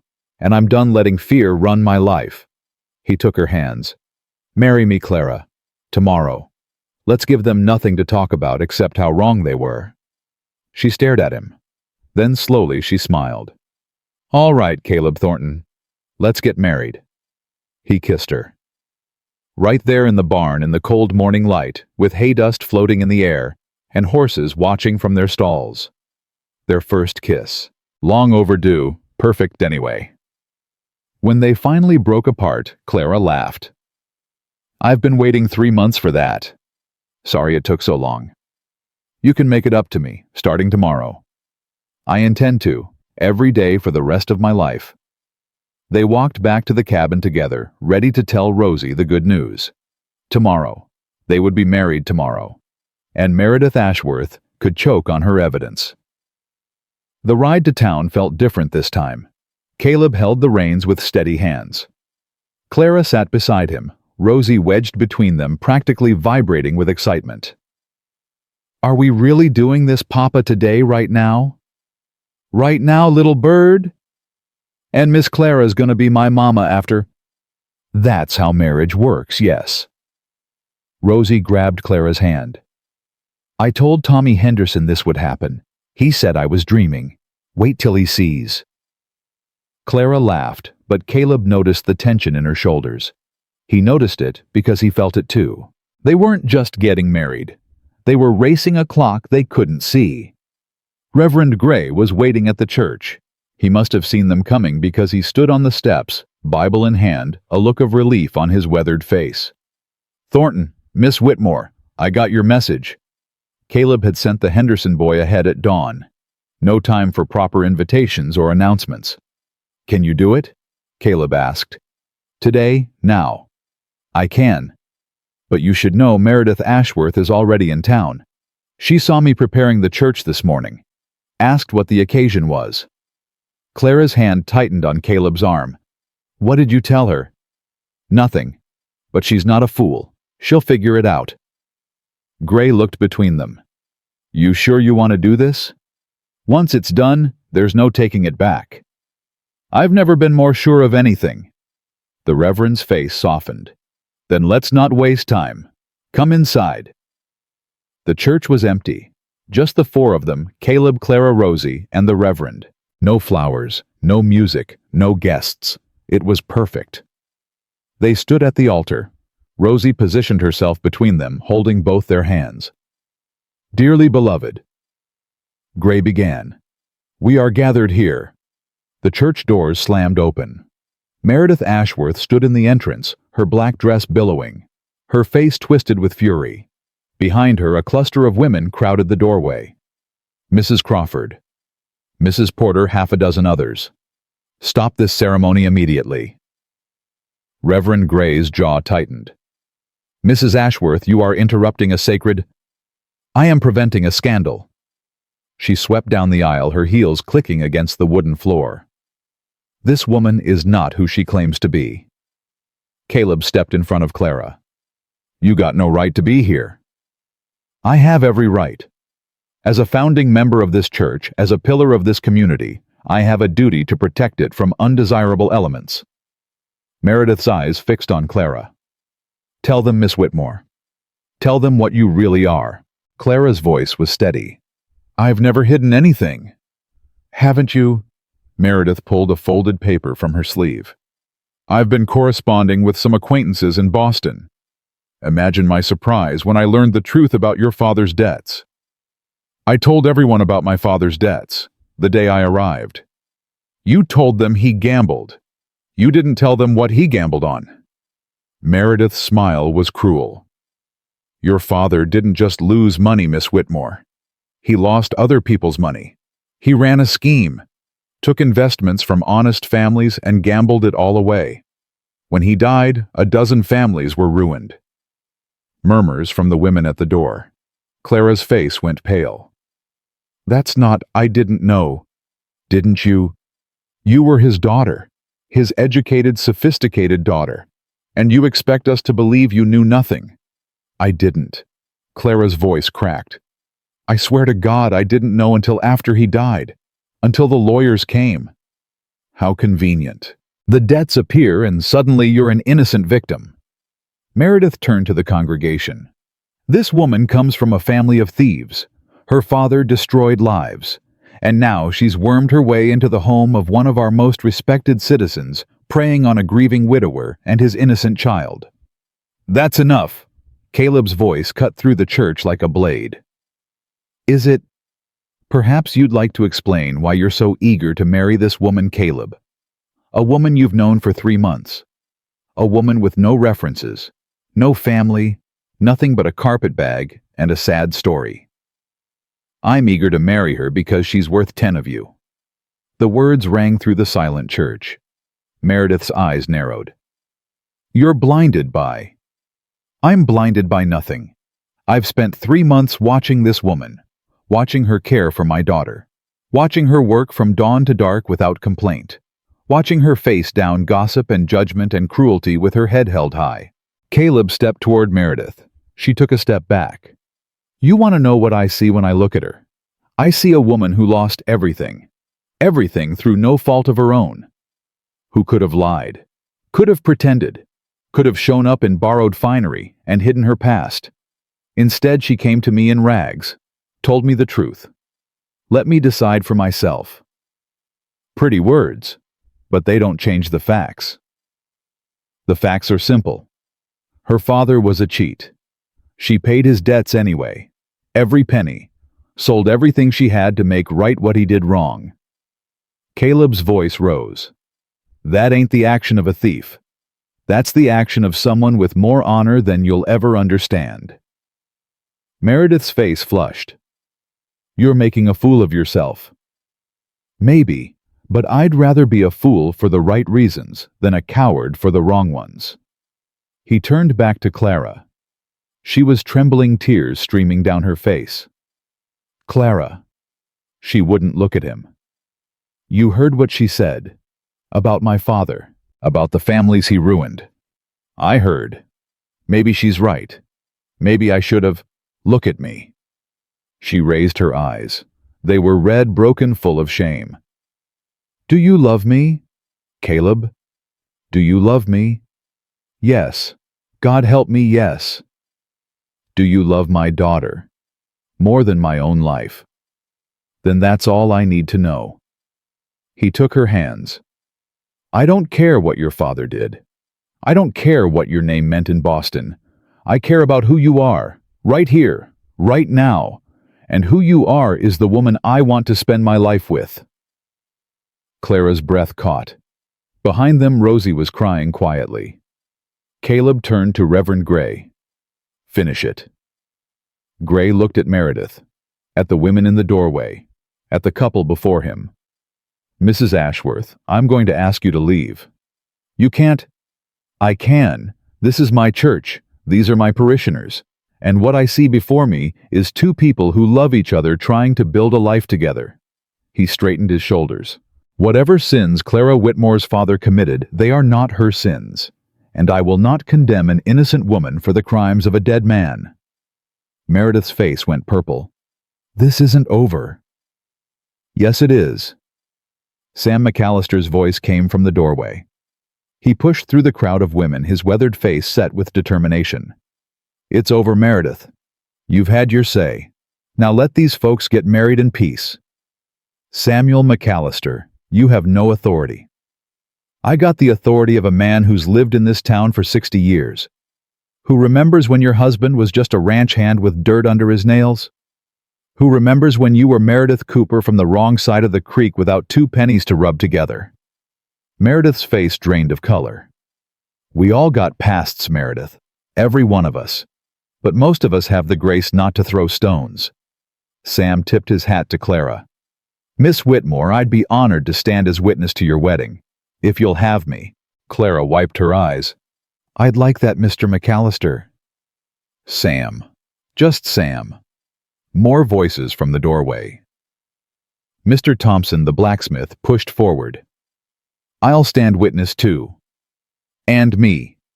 Mrs. Chen, her small frame straight and proud. Count us in. The Hendersons, both of them with young Tommy bringing up the rear. One by one, people stepped forward. Not everyone, some stayed with Meredith. Some slipped away, but enough. Enough to fill the front pews. Enough to drown out the whispers with support. Meredith stood alone in the aisle, her allies deserting her. This isn't over, she said again, but her voice had lost its power. Yes, it is. Caleb didn't look at her. Goodbye, Mrs. Ashworth. She turned and walked out. The doors closed behind her with a sound like a period at the end of a sentence. Silence fell. Then Rosie's voice, small but clear. Can we get married now, please? Laughter rippled through the church. The tension broke like ice in spring. Reverend Gray smiled. I believe we can. He began again. Dearly beloved, we are gathered here today to witness the union of Caleb Thornton and Clara Whitmore. Marriage is not entered into lightly. It is a bond forged in love, tested by hardship, and strengthened by faith. Clara's hands were steady in Caleb's now. Her eyes were still red, but something else lived in them. Hope, gratitude, love. Do you, Caleb Thornton, take this woman to be your lawfully wedded wife, to have and to hold from this day forward, for better or for worse, for richer or for poorer, in sickness and in health, until death do you part? I do. The words came easy, easier than he expected. And do you, Clara Whitmore, take this man to be your lawfully wedded husband, to have, and to hold from this day forward, for better or for worse, for richer or for poorer, in sickness and in health, until death do you part? Clara's voice broke, but the words were clear. I do. Then by the power vested in me, I now pronounce you husband and wife. Gray's eyes crinkled. You may kiss your bride. Caleb pulled Clara close. The kiss was gentle this time, a promise, a beginning. Rosie threw herself at them both, wrapping her arms around their legs. We're a family. We're a real family. The church erupted in applause. Sam whooped loud enough to rattle the windows. Tommy Henderson pounded on the pews. Caleb held his wife and his daughter, and for the first time in 3 years, he felt whole. The celebration moved to Sam's store. Someone produced a fiddle. Someone else brought out a jug of cider. Before Caleb knew it, half the town was crowded into the general store, dancing and laughing and slapping him on the back. Congratulations, Thornton. About time you found some happiness. That wife of yours is something special. Don't mess it up. Clara was surrounded by women, different women than before. Mrs. Chen, Mrs. Henderson. The Patterson woman recovered from her accident, leaning on a cane, but smiling. Welcome to Silver Creek properly. If you ever need anything, anything at all. That dress of yours, I've got some fabric at home that would look beautiful on you. Caleb watched his wife accept their kindness with grace. She'd been through hell today, dragged through the mud by Meredith Ashworth, forced to relive her father's shame in front of everyone, and she was still standing, still smiling, still reaching out to the people who'd stood by her. He'd married a remarkable woman. "Papa," Rosie tugged his hand. "Tommy says he knew all along we were going to be a family. I told him he did not. He's just trying to take credit." "Let him. We know the truth." "But it's not fair." "Rosie." Caleb knelt down. "Today's not about fair. Today's about happy. Are you happy?" Her whole face lit up. "The happiest ever." "Then that's what matters." She threw her arms around his neck. "I love you, Papa." "Love you too, little bird." "And I love Mama Clara." Mama Clara. The words hit him somewhere deep. "She loves you too, more than you know." Late in the afternoon, the celebration wound down. People drifted home to do chores, tend animals, start supper. The ordinary rhythms of life that didn't stop for weddings. Caleb, Clara, and Rosie rode home in the wagon. Rosie was asleep within minutes, her head on Clara's lap. "Someday," Clara said quietly. "Someday. I'm sorry. About what Meredith said. About my father." "Don't." But she was right. He did hurt people. And I spent months paying off debts without ever really knowing what he'd done with the money. I just assumed. You assumed he was a good man. Because he was your father. That ain't a crime. It feels like one. Caleb reached over and took her hand. "You know what I think. I think your father's choices are his own. They died with him. What you did after paying back every penny, sacrificing everything to make it right, that's who you are. That's what matters." Clara's eyes glistened. "How do you always know what to say?" "I don't. Most of the time, I'm just fumbling in the dark." He squeezed her hand. "But with you, somehow the words come out right." They rode in silence for a while. The sun was setting, painting the snow gold and pink. "Caleb." "Yeah. Thank you for standing up for me, in front of everyone." "Didn't have a choice." "You always have a choice." He thought about that. About the man he'd been 3 months ago, closed off, bitter, ready to send her away at the first sign of trouble. "I guess I finally made the right one." Clara leaned her head against his shoulder. Rosie stirred in her lap, but didn't wake. "We're going to be okay, aren't we?" "Yeah, Clara, we're going to be just fine." The cabin appeared ahead. Home. They're home now. Caleb helped Clara down from the wagon, then lifted Rosie, still sleeping, into his arms. He carried her inside and laid her in her bed. Clara tucked the blankets around her, smoothing her hair. "She's exhausted." It was a big day. The biggest. Clara looked up at him. "For all of us." They stood there in their daughter's room, watching her sleep. The fire crackled in the main room. Outside, the last light faded from the sky. "Wife," Caleb said softly, testing the word. "Husband," Clara answered. He pulled her close, held her against his chest, felt her heartbeat match his own. "I thought this was over for me. Love, family, all of it. I thought I used up my chance. Turns out you were wrong. Turns out I was wrong about a lot of things." Clara tilted her head up. "Like what?" "Like mail-order brides. Like women in patched dresses. Like second chances." He kissed her forehead. "Mostly about myself. About what I was capable of feeling again." "And what are you capable of?" "Everything. With you. I'm capable of everything." She kissed him then. Really kissed him. Not gentle this time. Not tentative. The kind of kiss that made promises words couldn't keep. When they finally broke apart, both of them were breathing hard. "We should," Clara started. "Yeah, we should." But neither of them moved. "Caleb Thornton." Clara's voice was low, half laughing. Are you nervous? Terrified. Good, me too. That's supposed to make me feel better. It means we're in this together. Whatever comes next, we figure it out together. He looked at her, his wife, the woman who came to him with nothing and gave him everything. Together, he agreed. They walked into their future hand in hand. The next morning, Caleb woke before dawn. For a moment, he didn't know where he was. Then he felt the warmth beside him, saw Clara's dark hair spread across the pillow, remembered, married. He was married again. He slipped out of bed, quietly, pulled on his clothes, and went to start the coffee. Old habits, the kind that didn't change just because your life did. The cabin was quiet. Rosie wouldn't be up for another hour.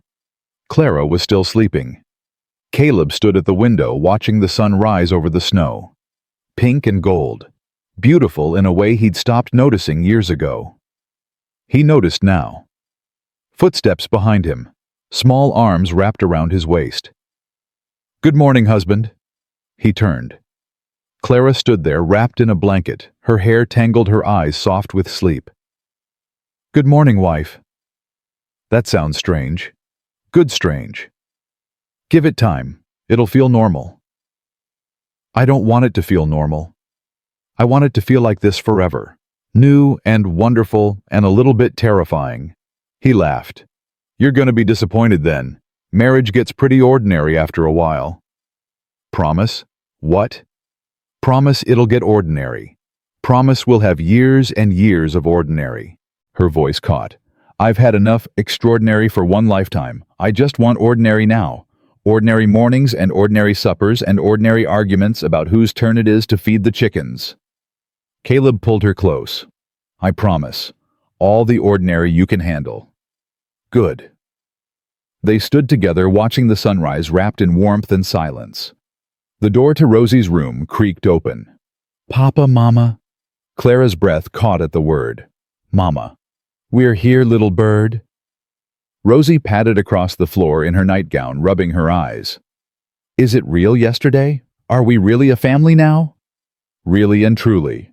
She threw herself at them, and they caught her together, a tangle of arms and laughter and joy. This is the best day ever, Rosie declared. Even better than yesterday.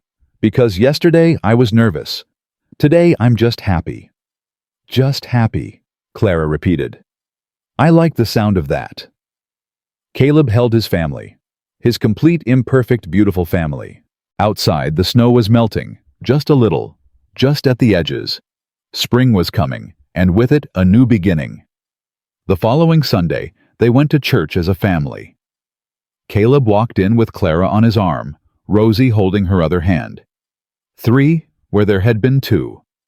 Whole, where there had been broken. Meredith Ashworth was there. She sat in her usual pew, surrounded by her usual circle.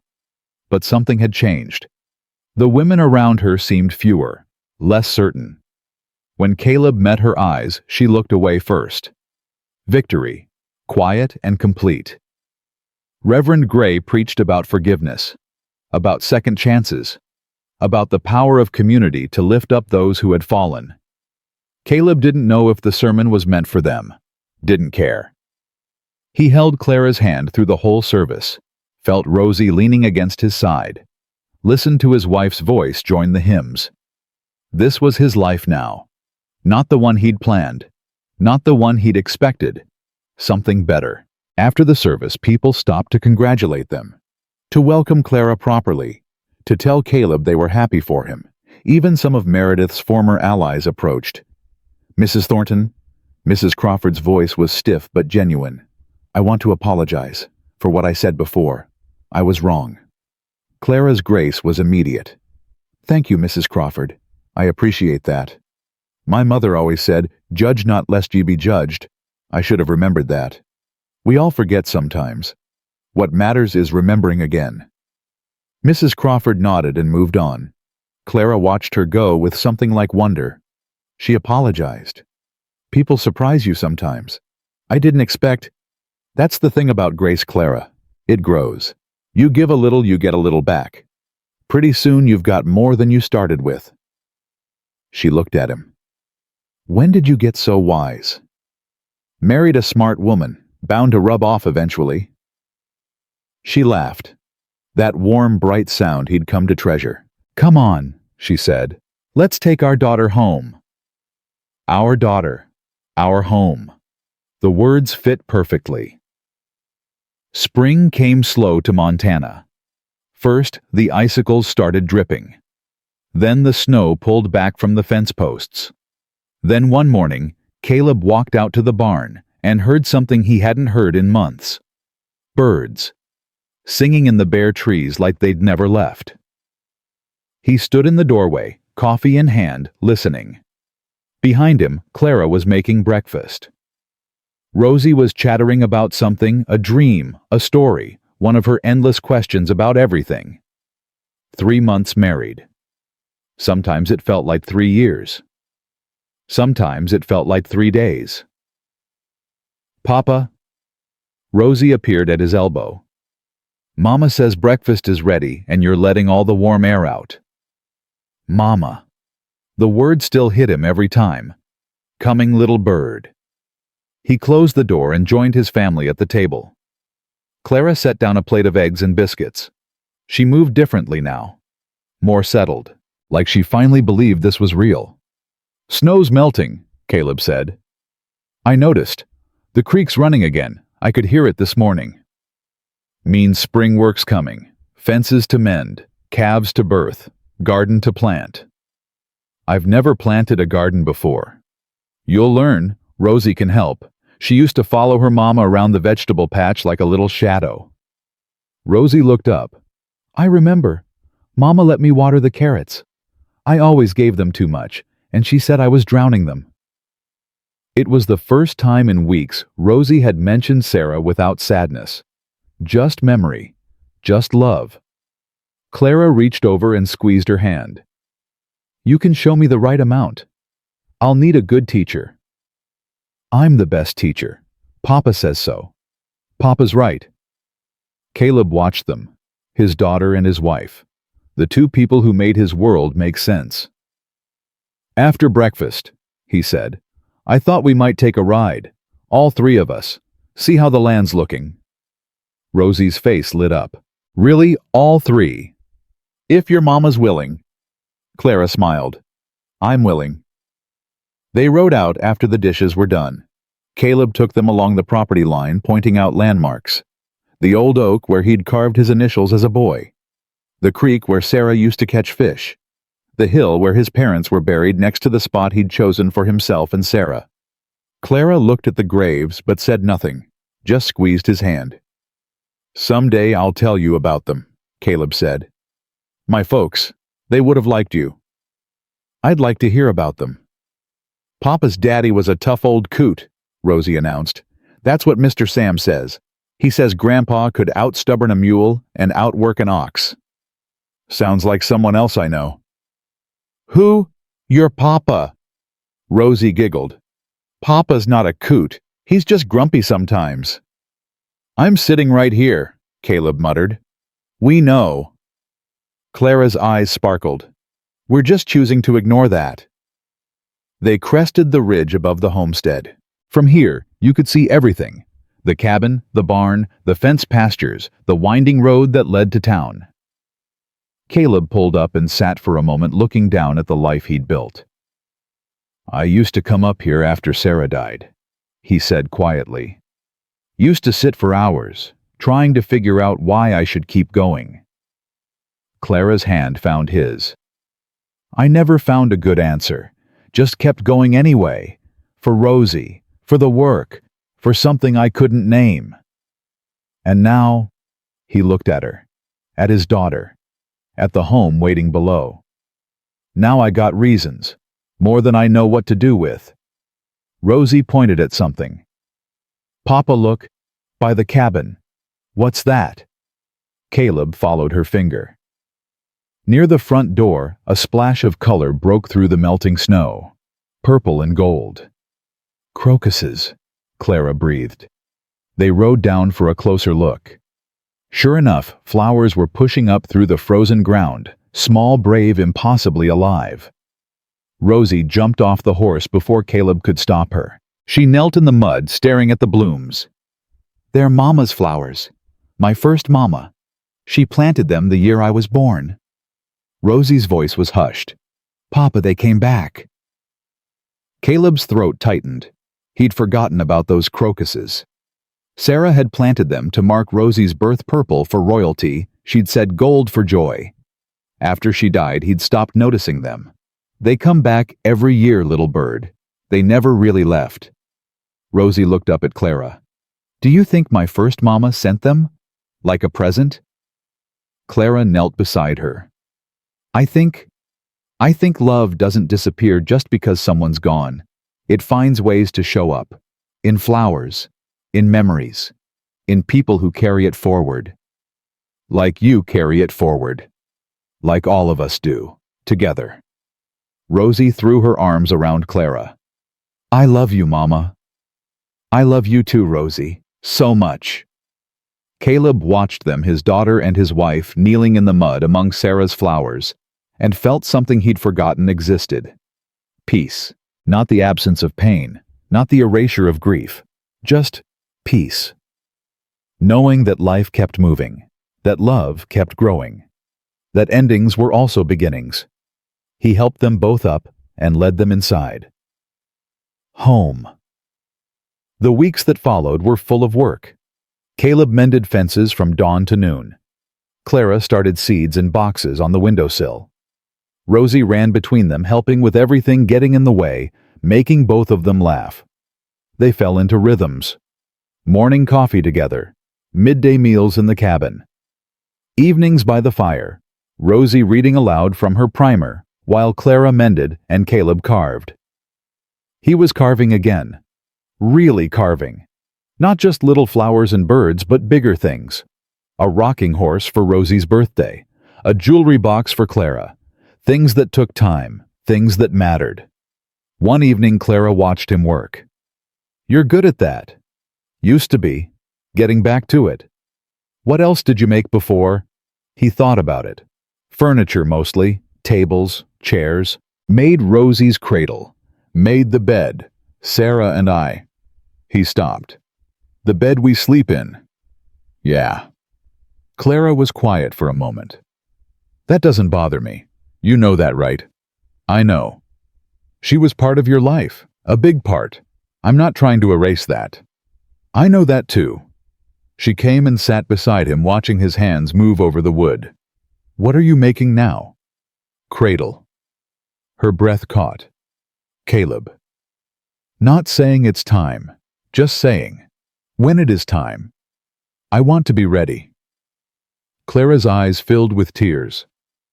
"I didn't know if you'd want more children." He set down the knife. "Clara, I want everything. With you. Whatever that looks like. However it comes." She leaned into him. He wrapped an arm around her shoulders. "We got time," he said.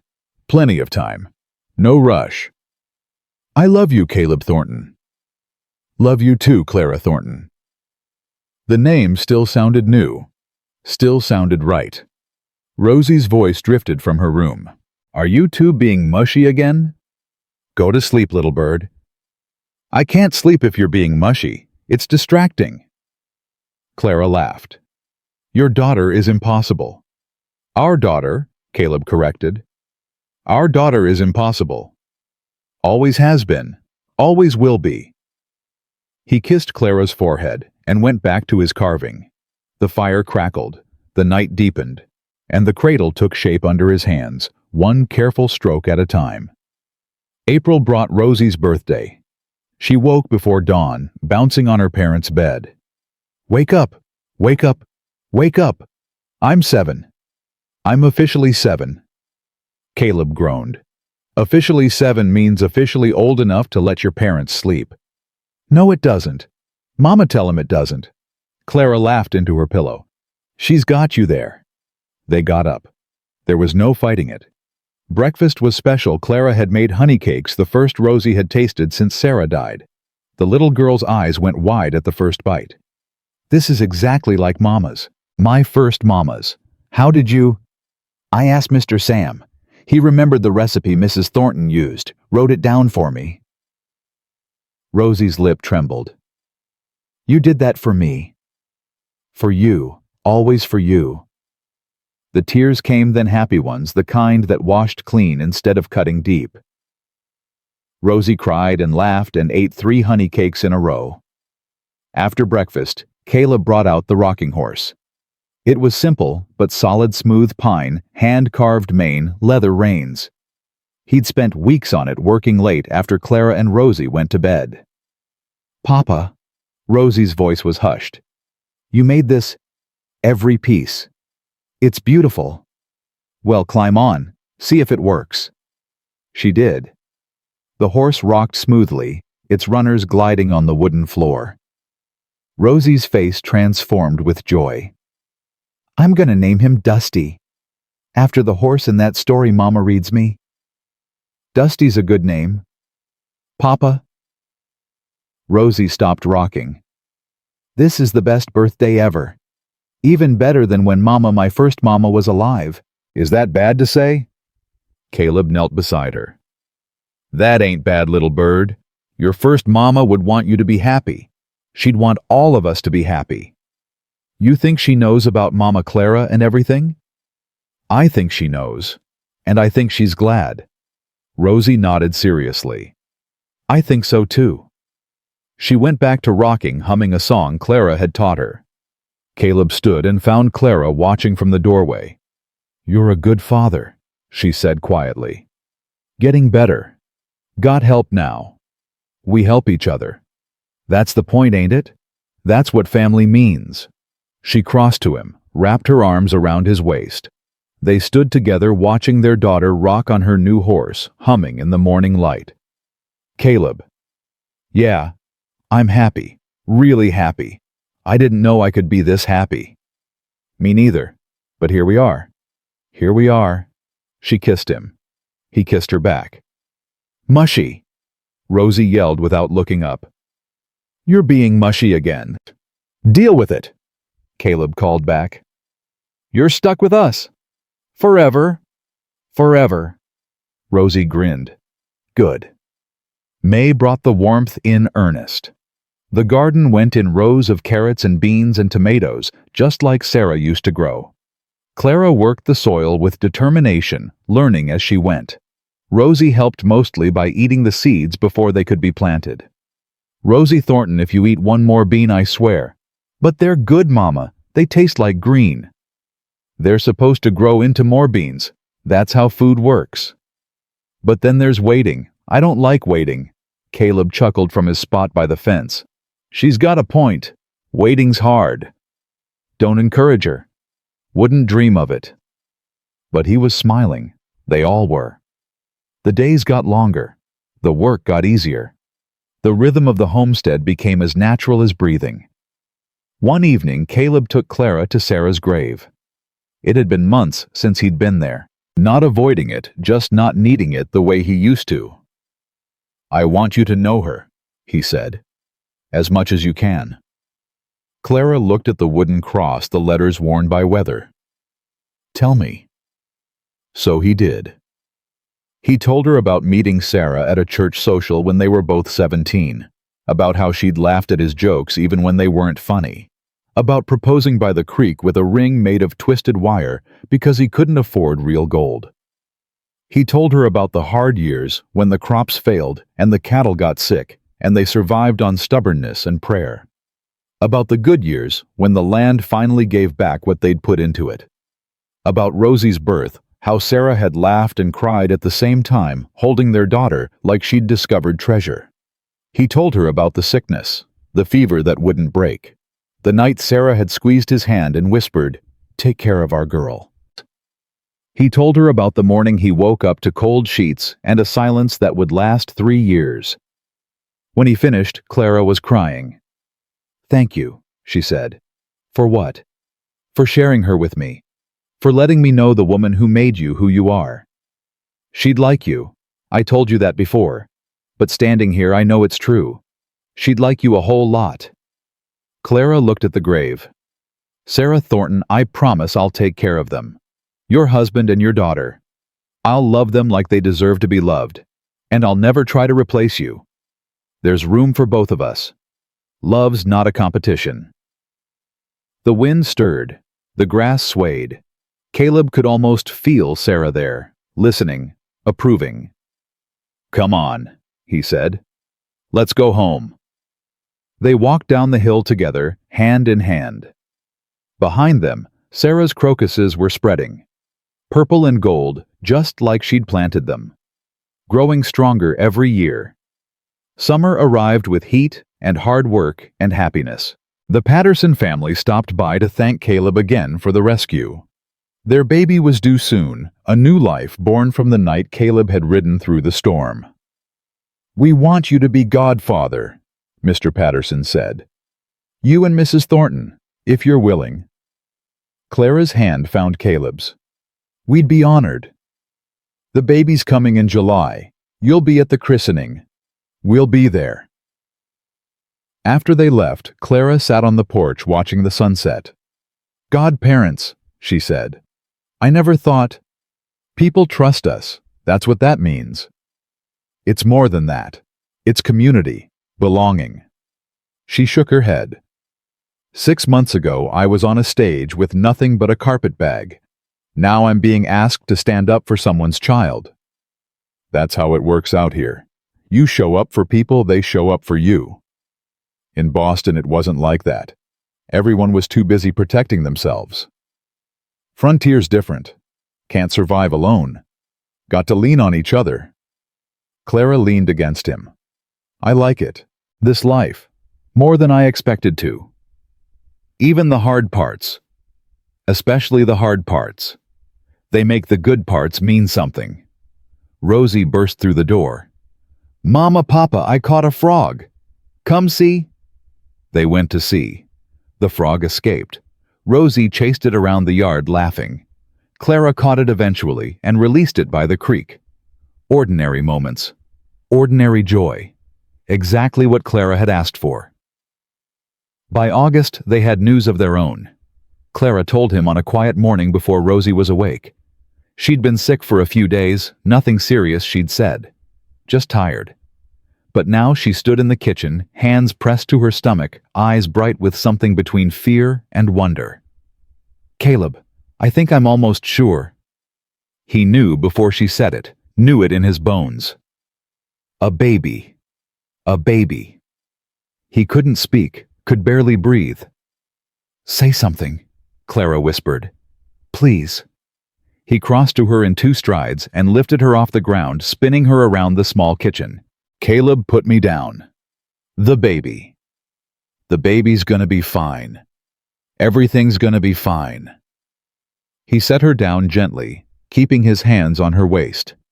"A baby, Clara. We're having a baby. Are you happy?"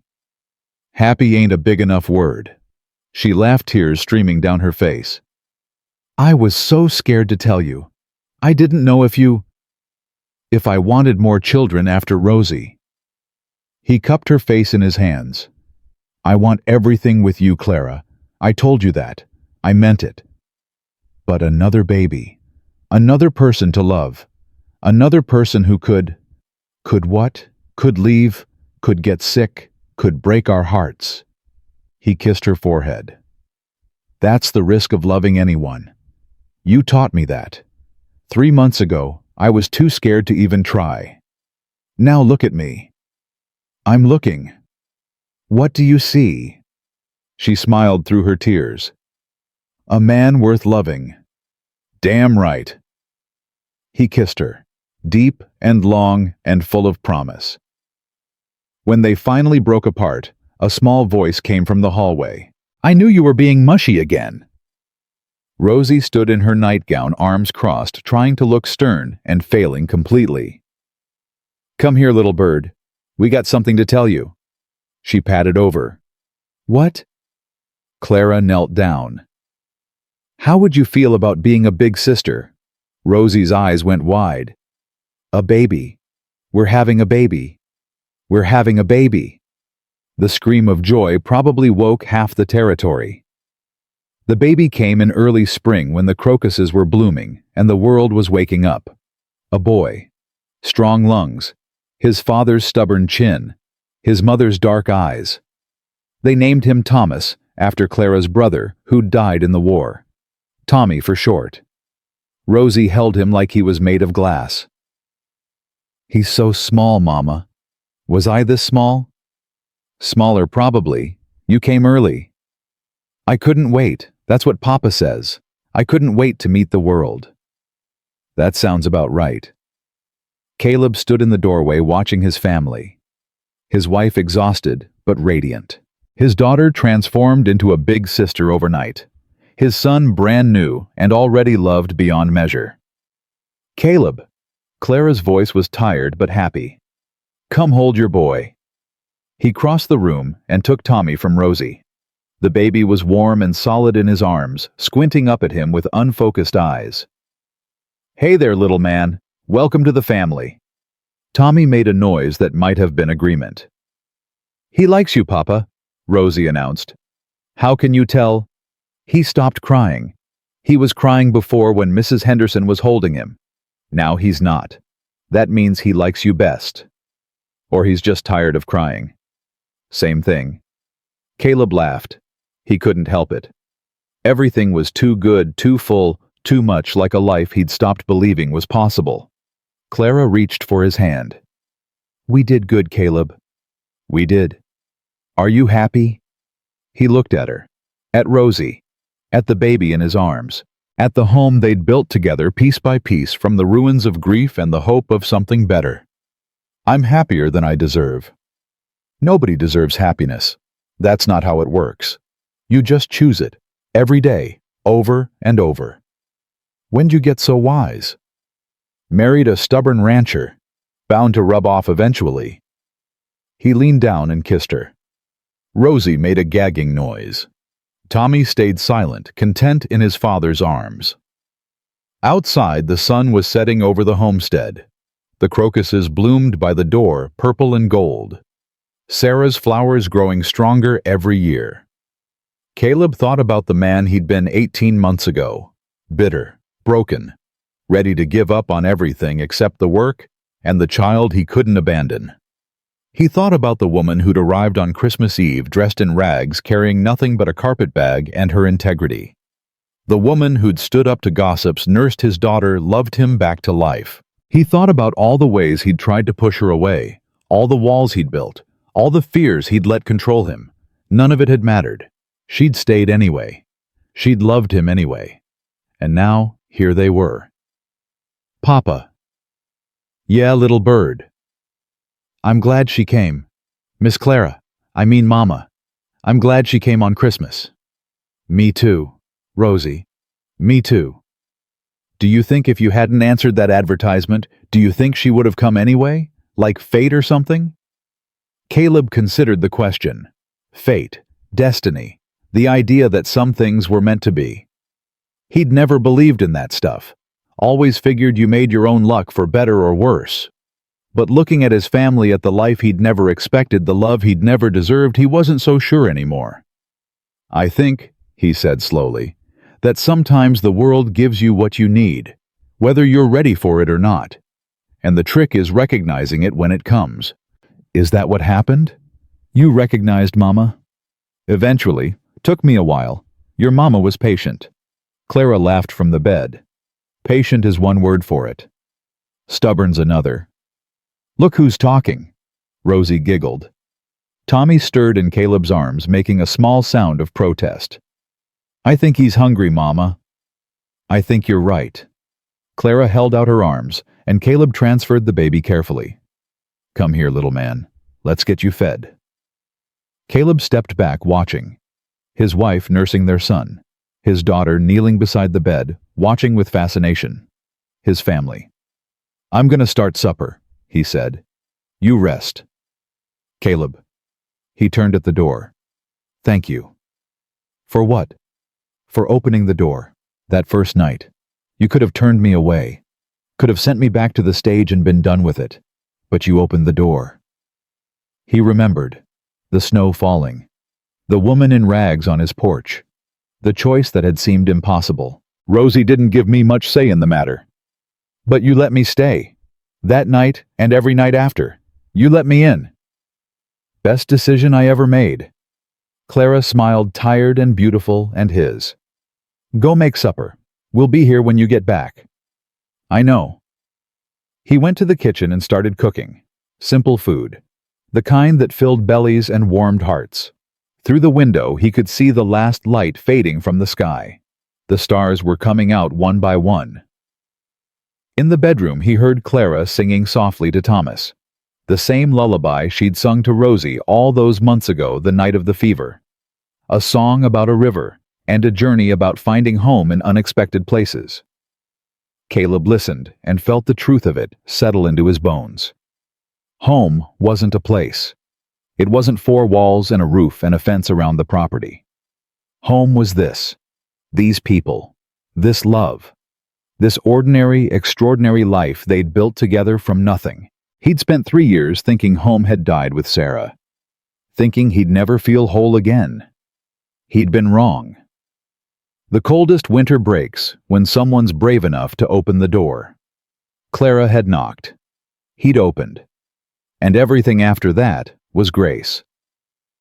Caleb Thornton finished making supper, called his family to the table, and sat down with his wife, his daughter, and his newborn son. Outside, the stars burned cold and bright above the Montana territory. Inside, the cabin glowed with warmth and light and love. A family forged from grief and hope, choosing each other every single day. The end wasn't an end at all. It was a beginning. And the beginning was enough. The beginning was everything. The beginning was the only thing that ever really mattered. They had found each other. They were home.